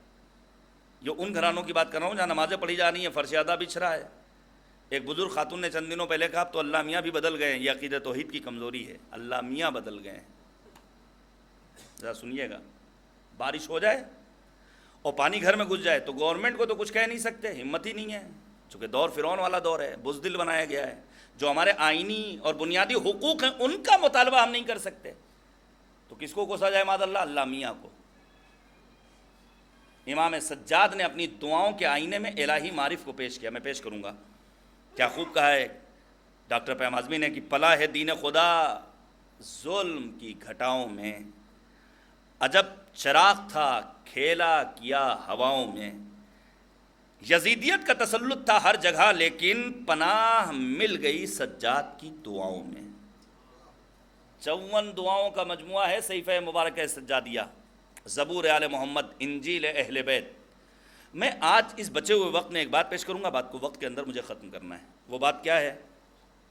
کبھی کبھی آپ نے دیکھا ہوگا کہ نماز میں دل نہیں لگ رہا ہے, مسجد جانے کا دل نہیں کر رہا ہے, مجلس میں بیٹھے ہوئے ہیں لیکن بار بار گھڑی دیکھ رہے ہیں, اور پھر بانیہ مجلس سے شکایت ہمارا مجلس چلی نہیں, مزہ نہیں آیا, مجلس بیٹھ گئی. اس قسم کی تعبیرات سننے کو ملتی ہیں نا. ہاں, جب تک ہلا لنگاما نہ ہو, شور شرابہ نہ ہو, جبکہ نہیں ملتا ہے کہ امیر المومنین خطبہ دے رہا ہوں, لوگوں نے بابا اور نعرہ لگایا ہو. میں نعرے کا مخالف نہیں ہوں, پھوڑپن تو نہیں ہونا چاہیے کم سے کم. ذرا سنیے گا عزیزان گرامی. امام نے دعاؤں کے آئینے میں لوگوں کے معارف تک رسائی حاصل کی ہے اور لوگوں کا عقیدہ توحید مضبوط کیا ہے. شان رسالت کو صحیفہ سجادیہ کی دوسری دعا کو پڑھیے جہاں امام نے پیغمبر خاتم کی تمجید میں دعائیہ فقرات خدا کی بارگاہ میں عرض کیے ہیں. اور میں پھر عرض کر رہا ہوں کہ نہج البلاغہ میں شک کرنے والے آپ کو افراد مل جائیں گے کہ یہ کلام علی کا کلام نہیں, سید رضی کا کلام ہے. لیکن دنیا میں کوئی مائی کلال پیدا نہیں ہوا جس نے صحیفہ سجادیہ کی سند کے بارے میں شک کیا ہو. ہر ایک کا کہنا ہے, سنی شیعہ کسی بھی مکتب فکر کا ہو, کہ یہ کلام کس کا ہے؟ ہمارے اور آپ کے چوتھے امام, امام سجاد کا. ذرا سنیے گا عزیزان گرامی. ان 54 دعاؤں کے علاوہ ایک دعا مثلا جو بہت مشہور ہے امام کی, وہ کون سی ہے؟ دعائے ابو حمزہ صومالی. ابو حمزہ صومالی امام سجاد کے شاگرد بنتے ہیں. ایک عرصے تک امام سے ملاقات نہیں ہوئی, مسجد میں نماز پڑھنے آہٹ محسوس ہوئی, مڑ کر دیکھا, کیا دیکھا؟ ایک جوان جو آنے کے بعد نماز پڑھتا کہتا اللہ اکبر, تو مسجد کے بامودر بھی کہتے ہیں اللہ اکبر. ابو حمزہ صومالی کو حیرت ہوئی, ہے کون؟ جوان نے نماز تمام کر لی, مسجد کے باہر نکلا, بہت سارے لوگ اس کا استقبال کر رہے ہیں. اس جوان کا کوئی ہاتھ چوم رہا ہے, کوئی پیشانی چوم رہا ہے, کوئی مسئلہ پوچھ رہا ہے. ابو حمزہ صومالی نے ایک ہاتھ پکڑا, بھیا ہے کون؟ کہا یہ ہم شیعوں کے چوتھے امام سید الساجدین زین العابدین حضرت علی بن الحسین علیہ السلام. ذرا سنیے گا عزیزان کرام, یہ پہلی ملاقات تھی جناب ابو حمزہ صومالی کی امام سجاد سے. مولا کہتے ہیں میں جا رہا ہوں نجف اپنے جد امیر المومنین کی زیارت کے لیے. آپ جانتے ہیں اس وقت تک امیر المومنین کی قبر مخفی ہے. زیارت امین اللہ امام سجاد نے تعلیم دی. اتنا مقام و مرتبہ ابو حمزہ صومالی نے اپنا بلند کر لیا کہ دعا کے فقرات امام سجاد کے ہیں لیکن مشہور ہوئی ابو حمزہ صومالی کے نام سے. بالکل اسی طرح جیسے دعا کے فقرات امیر المومنین کے لیکن مشہور ہوئی اب جناب کمیل کے نام سے. اور امام سجاد کا آہنگ اور لہجہ دعا وہی ہے جو آپ کے جد بزرگوار امیر المومنین کا. ذرا سنیے گا. خدائے سخن میر انیس علی اللہ مقامہ نے ایک شعر کہا تھا, اللہ کروٹ کروٹ ان کو جنت نصیب کرے, ان کا حق ہے ہماری گردنوں پر. انہوں نے کہا تھا کہ ہر جا تیری قدرت کے ہیں لاکھوں جلوے, حیراں ہوں کہ دو آنکھوں سے کیا کیا دیکھوں. کیا مطلب؟ کائنات کے ذرات, موجودات, مخلوقات کو دیکھ کر خدا کو پہچاننا یہ ہم بندوں کا کمال ہے. لیکن کیا کہنا امام سجاد کا؟ وہی لہجہ اختیار کیا, وہی آہنگ, وہی انداز, وہی اسلوب, وہی طریقہ, وہی سلیقہ التجا جو آپ کے جد بزرگوار امیر المومنین کا تھا. مولا دعائے صبا میں فرماتے ہیں یا من دل علی ذاتہ بذاتہ. اور ادھر امام سجاد دعائے ابو حمزہ صومالی میں فرماتے ہیں بک عرفتک وانت الذی دللتنی علیک ودعوتنی الیک. مجھے ایک جملہ کہنے دیجئے, کائنات کے مخلوقات کو دیکھ کر خدا کو پہچاننا یہ ہم بندوں کا کمال ہے، لیکن خدا کو خدا کی ذات کے ذریعے پہچاننا یہ علی اور اولاد علی کا کمال ہے۔ اس دعائے ابو حمزہ صومالی کو جب آپ پڑھیے گا، ماہ رمضان میں پڑھی جاتی ہے، لیکن ورق گردانی کرنے میں کوئی حرج نہیں ہے۔ ہمارے ہاں دعاؤں کا وہ طریقہ نہیں ہے پڑھنے کا، وہ کانسیپٹ نہیں ہے، پڑھتے ہم سب کچھ ہیں لیکن بس اسپیڈ بڑھ جاتی ہے۔ مثلا شبائے قدر میں مولوی صاحب کے اوپر پریشر ہوتا ہے، مولانا پڑھنا سب کچھ ہے، بس ذرا اسپیڈ بڑھا دیجیے گا۔ نہیں، ضرورت نہیں ہے۔ آپ 10 بند پڑھ سکتے ہیں دعائے جوشن کبیر کے، ایک دن میں 10 بند پڑھیے، سمجھ کے پڑھیے۔ 2 صفحہ پڑھ سکتے ہیں، 2 صفحہ پڑھیے۔ مثلا دعائے ندبہ الحمدللہ حالیہ چند برسوں میں، بہت زیادہ دن نہیں ہوا دعائے ندبہ کو رائج ہوئے۔ حد یہ ہے کہ ایران اسلامی میں بھی دعائے ندبہ اسلامی انقلاب کے بعد رائج ہوئی ہے۔ نہیں، ابھی اور آگے سنیے۔ حرم حضرت معصوم قم میں نماز جماعت کا باقاعدہ اہتمام اس شان و شوکت کے ساتھ اسلامی انقلاب کی کامیابی کے بعد۔ تو ہمارے یہاں دعائے ندبہ پہنچے ہوئے بھی زیادہ 25-27 برس، لیکن اب یہ دعا ہمارے یہاں ناشتے کی دعا میں تبدیل ہو گئی۔ سارا فوکس کس پر ہوتا ہے؟ ظاہر لوگ اسی اعتبار سے مجلس سمجھ کر کے دیر میں آتے ہیں کہ ابھی چلیں گے انشاءاللہ آخر میں، ٹھیک ہے، ثواب تو ملنا ہی ملنا ہے، لیکن آپ اگر دعائے ندبہ بھی پڑھ رہے ہیں، دعائے کمیل بھی پڑھ رہے ہیں، 2 صفحہ پڑھنے میں دل لگ رہا ہے تو 2 صفحہ پڑھیے، لیکن سمجھ کر پڑھیے۔ ذرا سنیے گا یہ دعا کتنی عظیم نعمت ہے۔ جناب مرحوم طیب کاظمی نے کہا کہ دعا جو مانگتا ہے خوش نصیب ہوتا ہے، دعا کا لفظ دلوں کا خطیب ہوتا ہے، دعا کا رد عمل بھی عجیب ہوتا ہے، دعا سے بندہ خدا کے قریب ہوتا ہے، دعا سے دل کی کثافت کے داغ دھلتے ہیں، دعا سے معرفت رب کے باب کھلتے ہیں۔ اس ایک دعا ابو حمزہ صومالی کے میں 2-3 فقرات کو پیش کروں کہ آخر ہمارا عبادتوں میں دل کیوں نہیں لگتا۔ امام نے چند ایک وجوہات بیان کی ہیں۔ پہلی وجہ امام فرماتے ہیں شاید پروردگارہ تو نے ہمیں اپنی نعمتوں پر شکر ادا کرنے والا نہیں پایا، لہذا عبادتوں کی لذت سے محروم کر دیا۔ تو سنیے کتنی نعمتیں اللہ نے ہمیں اور آپ کو دے رکھی ہیں۔ یہاں تو ڈاکٹرز کا ایک ہجوم ہے ماشاءاللہ، اللہ آپ لوگوں کو سلامت رکھے۔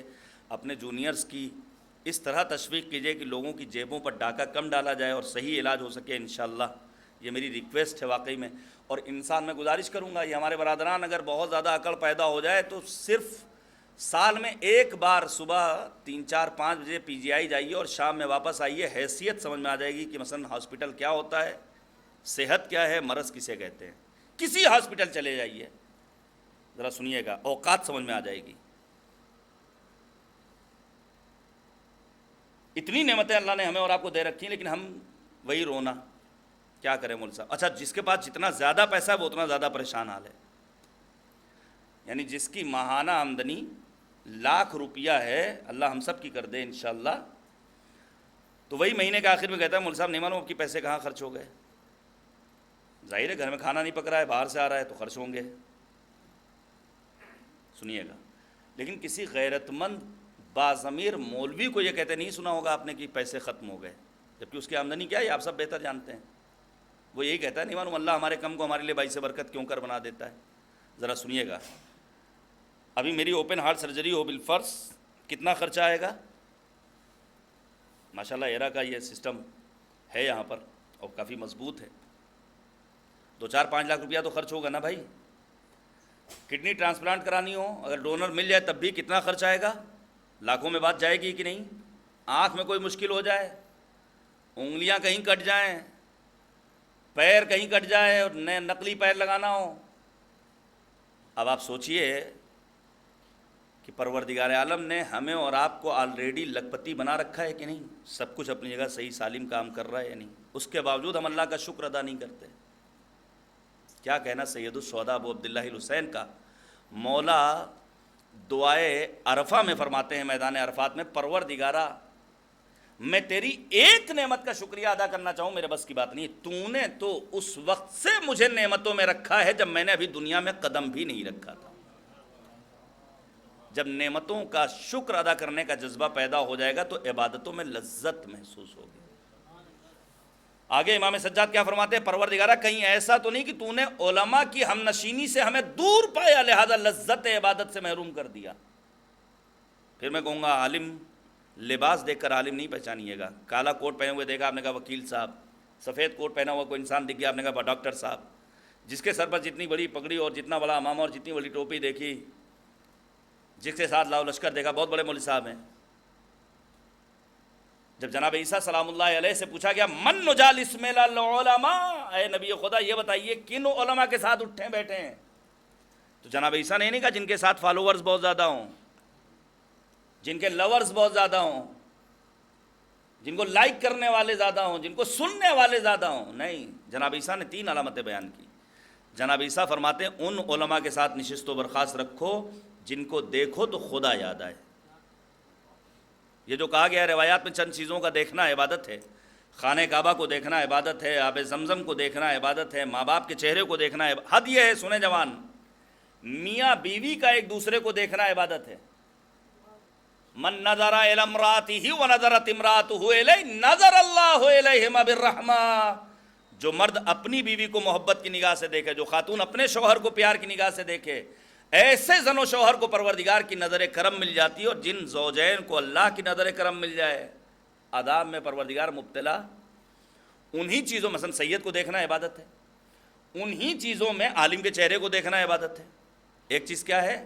عالم کے دروازے کو دیکھنا عبادت ہے، ڈیوڑ ہی دیکھنا عبادت ہے۔ تو کیا مطلب آپ جائیے علماء کے دروازوں کو کھٹکھٹا کر دیکھیے کہ نیم ہے، شیشم ہے، ساگون ہے، اسٹیل ہے، لوہا ہے؟ نہیں، کس لیے؟ صرف اس لیے جب ادھر سے گزریے تو ایک مرتبہ تصور کیجئے اس گھر کا مکین وہ ہے جو ہمیں خدا تک پہنچانے کا کام انجام دیتا ہے۔ جناب عیسیٰ نے کیا فرمایا؟ ان علماء کے ساتھ اٹھو بیٹھو جن کو دیکھو تو خدا یاد ہے۔ پھر کیا فرمایا؟ ان علماء کی بزم میں اور میت میں رہو جن کی گفتگو تمہارے علم میں اضافے کا سبب بنے۔ اب آپ مجلسوں میں شریک ہو، بڑا مزہ آیا، کیا پڑھا یہ تو نہیں معلوم لیکن مزہ بہت آیا۔ ہمارے ایک دوست ہیں اور ہمارے سینئر بھی ہیں، مولانا عقیل عباس معروفی صاحب، چھوٹے امام میں 4-5 برسوں سے پڑھ رہے ہیں ماشاءاللہ، بہترین مجال کربلا گام بگام کے عنوان سے۔ انہوں نے ابھی محرم سے پہلے ایک استقبال محرم کے سلسلے میں کانفرنس تھی، عقیر بھی تھا، وہ بھی تھے۔ انہوں نے اپنی تقریر کے درمیان ایک بات بڑی اچھی کہی کہ میں کسی بستی میں گیا اور میں نے یہاں سے 10 سال پہلے پوچھا بھیا کس کلاس میں، تو وہ نوجوان کہتا ہے ہائی اسکول میں مولوی صاحب۔ پھر 2-4 برسوں کے بعد جانا ہوا کس کلاس میں پہنچے، مولوی صاحب ہائی اسکول میں۔ 2016 میں پہلی بار سوال کیا تب بھی ہائی اسکول میں، 2020 میں پوچھا تب بھی ہائی اسکول میں، 26 میں تب بھی ہائی اسکول میں۔ تو 10 برسوں میں وہ بچہ کہاں موجود ہے؟ ہائی اسکول میں۔ کہیں ایسا نہ ہو کہ ہم ہر سال اپنی عمر میں محرم کی مجالس میں شرکت کریں لیکن ہائی اسکول میں کل بھی تھے، آج بھی ہیں، کل بھی رہیں۔ علم اضافے کا سبب ہونا چاہیے۔ جناب عیسیٰ کہتے ہیں ان علماء کی میت میں بیٹھو جو گفتگو کریں تو تمہارے علم میں اضافہ ہو۔ پھر کیا فرمایا؟ جناب عیسیٰ کہتے ہیں ان علماء کے ساتھ اٹھو بیٹھو اور نشست و برخاست رکھو جو تمہاری آخرت کو سنوارنے کی فکر کریں۔ پھر جناب امام سجاد اپنی دعا میں فرماتے پروردگارا کہیں ایسا تو نہیں کہ تو نے ہمیں کم حیا پایا لہذا لذت عبادت سے محروم کر دیا۔ یہ حیا کیا ہے؟ ختم کر دی میں نے بات کو۔ یہ حیا کیا ہے؟ آپ کہیں گے شرم، نہیں، حیا اور شرم میں ایک موٹا سا فرق ہے۔ ظاہر اردو ادب لکھنؤ گہوارہ ہے، شرم ایک اضطراری عمل ہے لیکن حیا ایک اختیاری عمل ہے۔ سنیے گا، اچھا گرمی میں گرمی تو ہوگی، تو کیا اس کا مطلب یہ جیسا لباس جو چاہے پہن لے؟ ابھی فیشن کیا ہے؟ ابھی فیشن یہ ہے کہ آج کی نئی نسل کپڑا پہن کر سونا پسند نہیں کر رہی ہے، جو ہم نے دیکھا ہے اور محسوس کر رہے ہیں۔ ہاں ان کو اے سی چاہیے، ان کو پنکھا، حد یہ ہے کہ ٹھنڈک کے موسم میں پنکھا ضروری ہے۔ اچھا اگر کوئی جوان اپنے بیڈ روم میں برہنہ سونا چاہتا ہے تو کیا گناہ کر رہا ہے؟ نہیں۔ ہم مردوں کا واجب حجاب کتنا ہے؟ فقہی اصطلاح میں کہا جاتا ہے ستر عورتین۔ کیا مطلب؟ آگے پیچھے کی شرمگاہ کو چھپا لیا، یہ ہو گیا واجب حجاب۔ اگر کوئی ستر عورتین کے بعد اپنی گلی میں نکلا ہے تو کیا اس نے گناہ کیا ہے؟ ذرا سنیے گا عزیزان گرامی، کوئی معصیت کی ہے؟ کیا کل پروردگار سزا دے گا؟ نہیں، اور آسان کر دوں، ظاہر ہے سرفراز گنج کے حالات میں مومنین کے درمیان بس اوقات بیان کرتا ہوں، جب لڑکیوں کو دیکھتا ہوں، جب صورتحال دیکھتا ہوں، بہت ساری باتیں سننے کو ملتی ہیں۔ لیکن اگر ایک لڑکی کسی گرلس ہاسٹل میں ہے جہاں اسٹاف خواتین کا، جہاں ٹیچرز فیمیل، جہاں کھانا پکانے والی خواتین، جہاں وارڈن خواتین، جہاں روم پارٹنر سب فیمیلز، لڑکی اگر شارٹ پہننا چاہتی ہے کوئی گناہ ہے؟ یاد رکھیے گا عزیزان گرامی، حیا کو سمجھیے، سماج سے حیا کم ہو رہی ہے، اس لیے لذت عبادت سے محرومی ہے۔ ولو یہ کہ شرعی نقطۂ نظر سے حرام نہیں ہے، لیکن قرآن کہتا ہے وَلَقَدْ كَرَّمْنَا بَنِي آدَمَ وَحَمَلْنَاهُمْ فِي الْبَرِّ وَالْبَحْرِ وَرَزَقْنَاهُم مِّنَ الطَّيِّبَاتِ وَفَضَّلْنَاهُمْ عَلَىٰ كَثِيرٍ مِّمَّنْ خَلَقْنَا تَفْضِيلًا۔ ہم نے انسان کے سر پر تاج کرامت سجایا، اسے دنیا کی مخلوقات پر فوقیت اور برتری عطا کی، اسے خشکی اور طری کا سفر کرایا۔ مذہب کہتا ہے شرعی اعتبار سے اگرچہ حرام نہیں ہے، لیکن انسانیت کا تقاضا یہ کہتا ہے کہ ایسا لباس زیب تن کرو جو تمہاری انسانیت کے شایان شان۔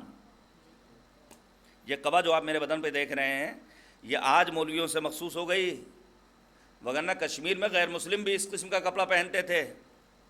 ایران کے صوبہ یزد میں آج تک غیر مولوی حضرات یہ کپڑا پہنتے ہیں۔ کل تک لباس موٹا پہنا جاتا تھا، اب نازک پہنا جاتا، کل تک لباس گشاد ہوتا تھا، اب بہت زیادہ ٹائٹ لباس پہننے کا فیشن ہو گیا ہے۔ یاد رکھیے گا یہ حجاب حیا آور ہے، یہ حجاب دین کے شاعر میں شامل ہے۔ اب جو حیا کی قسمیں بیان ہوئی ہیں ہمارے اور آپ کے چھٹے امام حضرت امام جعفر صادق علیہ السلام، بس میں نے ختم کر دیا، یہ آخری فقرہ ہے۔ امام صادق نے حیا کی 6 قسمیں بیان کی ہیں، پڑھیے آپ بیان الانوار میں، سب کو بیان کرنے کا وقت نہیں ہے، لیکن دین کے پیغامات اپنے غیر مسلم حضرات تک، اعلیٰ حکمرانوں تک پہنچانا یہ ہماری ذمہ داری ہے۔ مثلا ایک حیا کی قسم ہے حیا بالکرامہ۔ کیا مطلب؟ امیر المومنین جاتے ہیں 2 لباس خریدنے کے لیے، مہنگا لباس 8 درہم ہے یا دینار ہے، ایک 5 کا ہے ایک 3 کا ہے، 5 والا قمبر کو دیا، 3 والا خود رکھا۔ قمبر کہہ رہے ہیں مولا آپ آقا ہیں، یہ لباس آپ کے لیے مہنگا ہے۔ امام کیا فرماتے ہیں؟ نہیں، تم جوان ہو، جوانوں کو مہنگا لباس زیب تن کرنا چاہیے۔ یہ حیا بالکرامہ ہے۔ حیا بالتقصیر کیا مطلب؟ یہ دین کا پیغام پہنچائیے۔ جس مذہب نے جانوروں کے حقوق ادا کرنے کی تلقین کی ہو، کیا وہ انسانوں کے حق میں کوئی ظلم و زیادتی کی بات کر سکتا ہے؟ البتہ خون کا بدلہ خون۔ ایرانی قوم اور ایرانی جوانوں کو ہمارا سلام، کیا غیرت ہے، کیا للکارا ہے، خون کا بدلہ۔ اور یہ صرف ایرانیوں کی ذمہ داری نہیں ہے، ہمارا ولی فقیہ، ہمارا دینی رہنما، ہم سب کی ذمہ داری ہے، البتہ آئین اور حدود میں رہتے ہوئے۔ اب آپ سنیے گا عزیزان گرامی، یہ حیا بالتقصیر کیا ہے؟ مولا امام مجتبیٰ کھانا کھا رہے ہیں، دسترخوان لگا ہوا ہے، دور نجس العین جانور ہے جو للچائی نگاہ سے مولا کو دیکھ رہا ہے، دسترخوان کو دیکھ رہا ہے، کھانا دیکھ رہا ہے۔ روایت کہتی ہے مولا ایک لقمہ خود کھاتے ہیں، دوسرا لقمہ اس نجس جانور کو کھلاتے ہیں۔ صحابی کہتا ہے مولا کھانا مقدار میں کم ہے، آپ تناول فرما لیجئے، اس کے لیے کوئی انتظام کر دیا جائے گا۔ جانے قربان امام سجاد فرماتے ہیں انی لاستحیی من اللہ، مجھے خدا سے حیا محسوس ہوتی ہے کہ میں اپنا پیٹ بھر لوں اور ایک جانور بھوکا رہ جائے۔ یہ ہمارے مذہب کی تعلیم۔ ایک حیا بالذنب۔ ہوں گے یہاں ایسے افراد جن کی ذمہ داری ہوگی کہ آپ کو آفس کے لیے سامان خریدنا ہے، ہوتا ہے نا ایک شعبہ ہوتا ہے پرچیزنگ والا، آپ نے دیکھا ہوگا کل تک صاحب 500 اسکوائر فٹ میں رہتے تھے اور اچانک ان کا بنگلہ بن گیا اور راتوں رات ہو گئے لکھپتی۔ یہ سنیے گا، یہ پیغام دین کا پیغام ہے، راتوں رات۔ اور پھر سامنے والا کیا کہتا ہے؟ ہم اب بڑی تیزی سے ترقی کر لی۔ نہیں، ترقی ہوئی کیسے یہ بھی تو دیکھنا ہے نا۔ یہ مذہب کا اہم حق ہے، سنیے گا۔ حیا بالذنب کیا ہے؟ عبداللہ ابن عمر کے بارے میں ملتا ہے کہ راستے سے گزر رہے ہیں، چند لوگ ساتھ میں، بھوک، شدت کی پیاس، تمازت آفتاب، دور صحرا اور بیابان میں ایک چرواہے کو دیکھا جو چند بھیڑیں چرا رہا ہے۔ پہنچ گیا عبداللہ ابن عمر اور جانے کے بعد کہتے ہیں بھیا ایک گوسفند اگر ذبح کر دو تو کام بن جائے گا۔ کہا نہیں بھائی، ہم اس کے مالک نہیں۔ کہا پیسہ دینے کو تیار ہیں؟ کہا مالک کی اجازت نہیں ہے۔ اب شدت بھوک، شدت آتش، عبداللہ ابن عمر کہتے ہیں اتنی بھیڑوں میں اگر ایک بھیڑ تم ہمارے لیے ذبح کر دو گے تو مالک کو پتہ کہاں چلے گا؟ وہ ہے معمولی شغل والا۔ لیکن اس کے ضمیر نے جھنجھوڑا اور بے ساختہ ایک جملہ کہا فَأَيْنَ اللَّهُ، ٹھیک ہے مالک کو اطلاع نہیں ہوگی، لیکن ہم اپنے کریم پروردگار کو کیا منہ دکھائیں گے؟ تو ایسا نہ ہو کہ راتوں رات ہم لکھپتی بن جائیں، سامان خریدیں 300 کا کمپنی کے لیے اور آفس کے لیے بل بنوائیں 500 روپے کا۔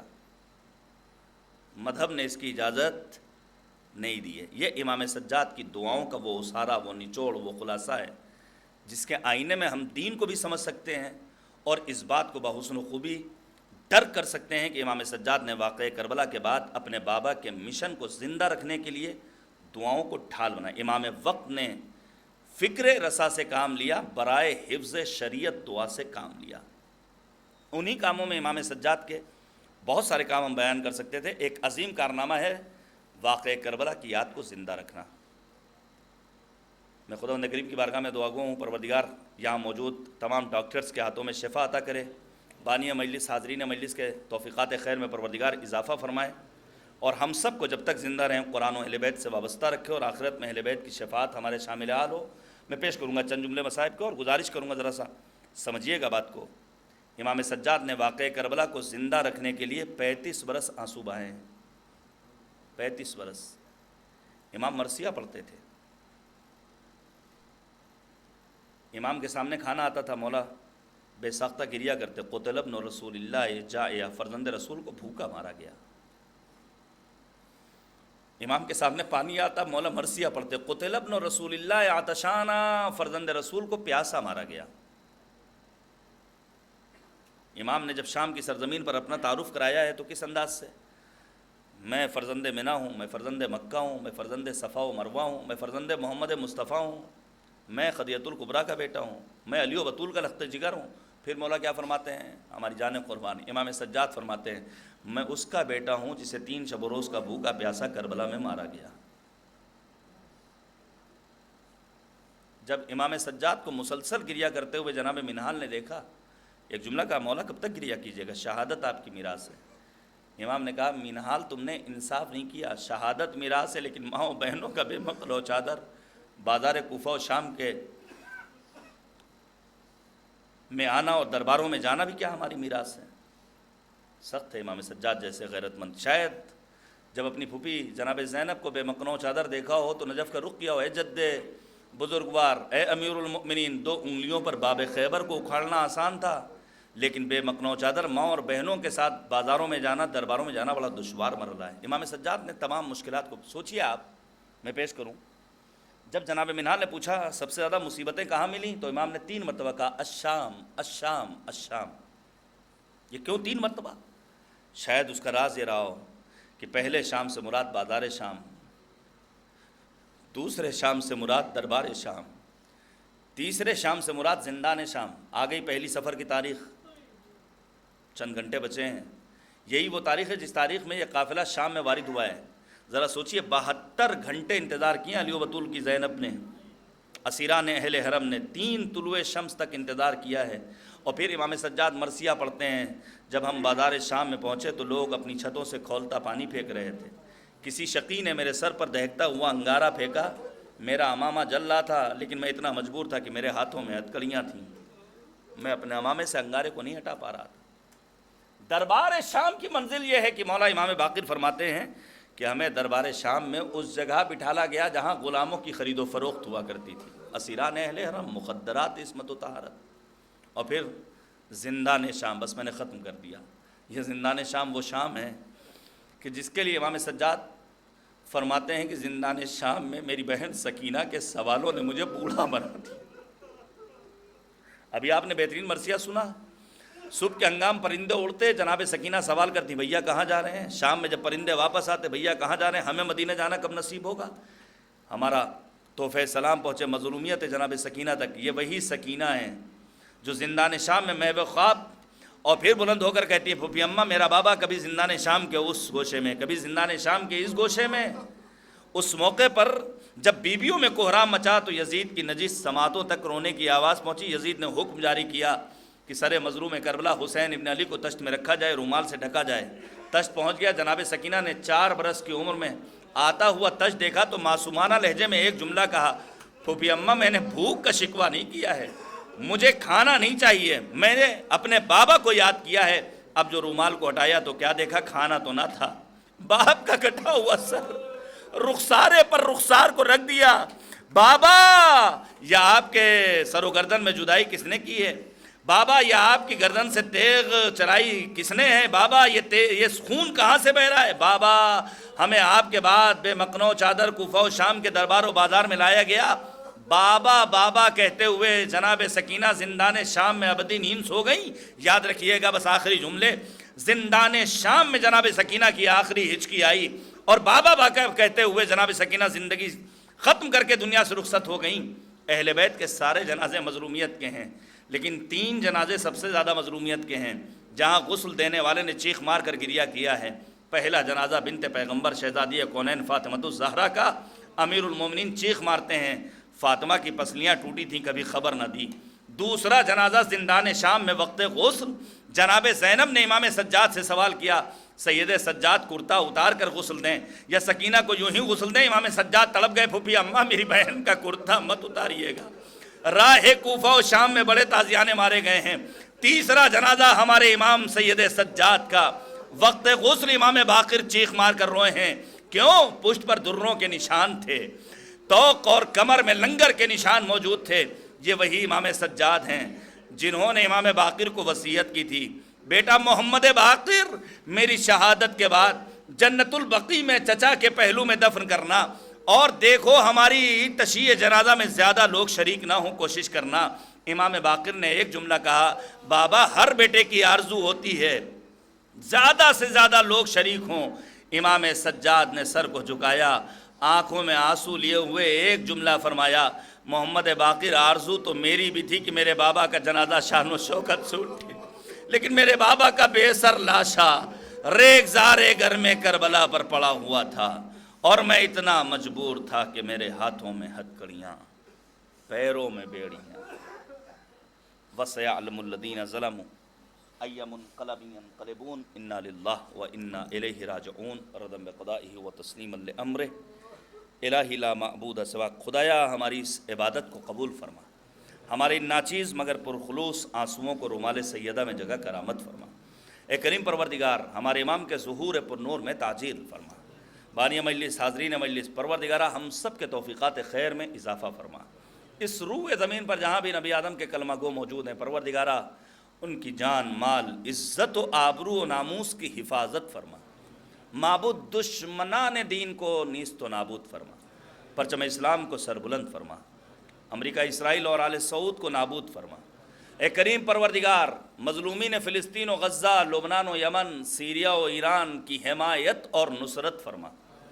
ہم سب کو حج بیت اللہ اور اتباط عالیات کی زیارات سے مشرف فرما۔ رہبر انقلاب جناب آیت اللہ سید مجتبی خامنئی اور مرجع علی قدر حضرت آیت اللہ العظمیٰ سید علی سیستانی کو طول عمر بابرکت کرامت فرما۔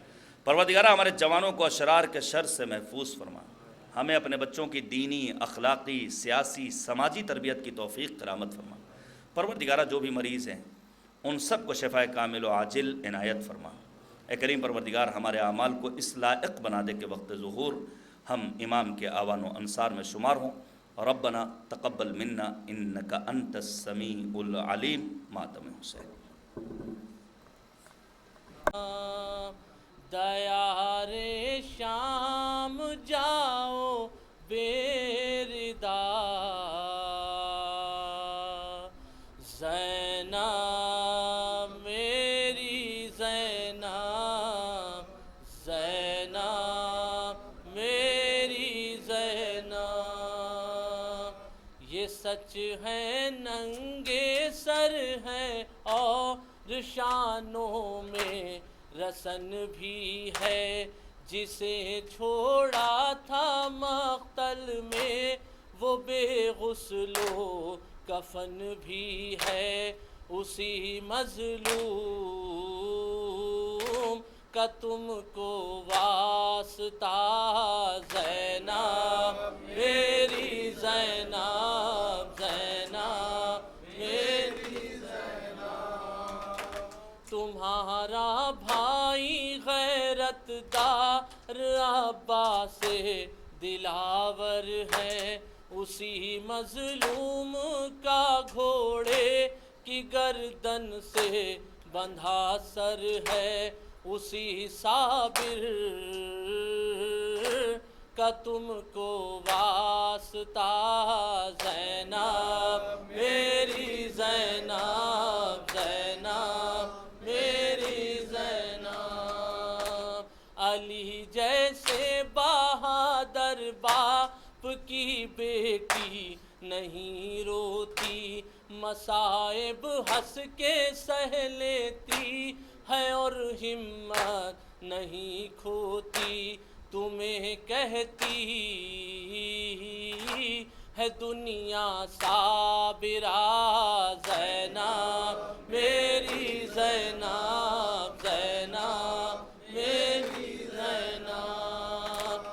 پائے گی میرا پہلو تو وہ روئے گی راتوں میں، میری بیٹی سکینہ کو دلاسا دے نہ راتوں میں، یتیمہ کا تم ہی ہو آسرا زینب میری زینب، زینب میری زینب، سرور سے یہ آئی صدا زینب میری زینب،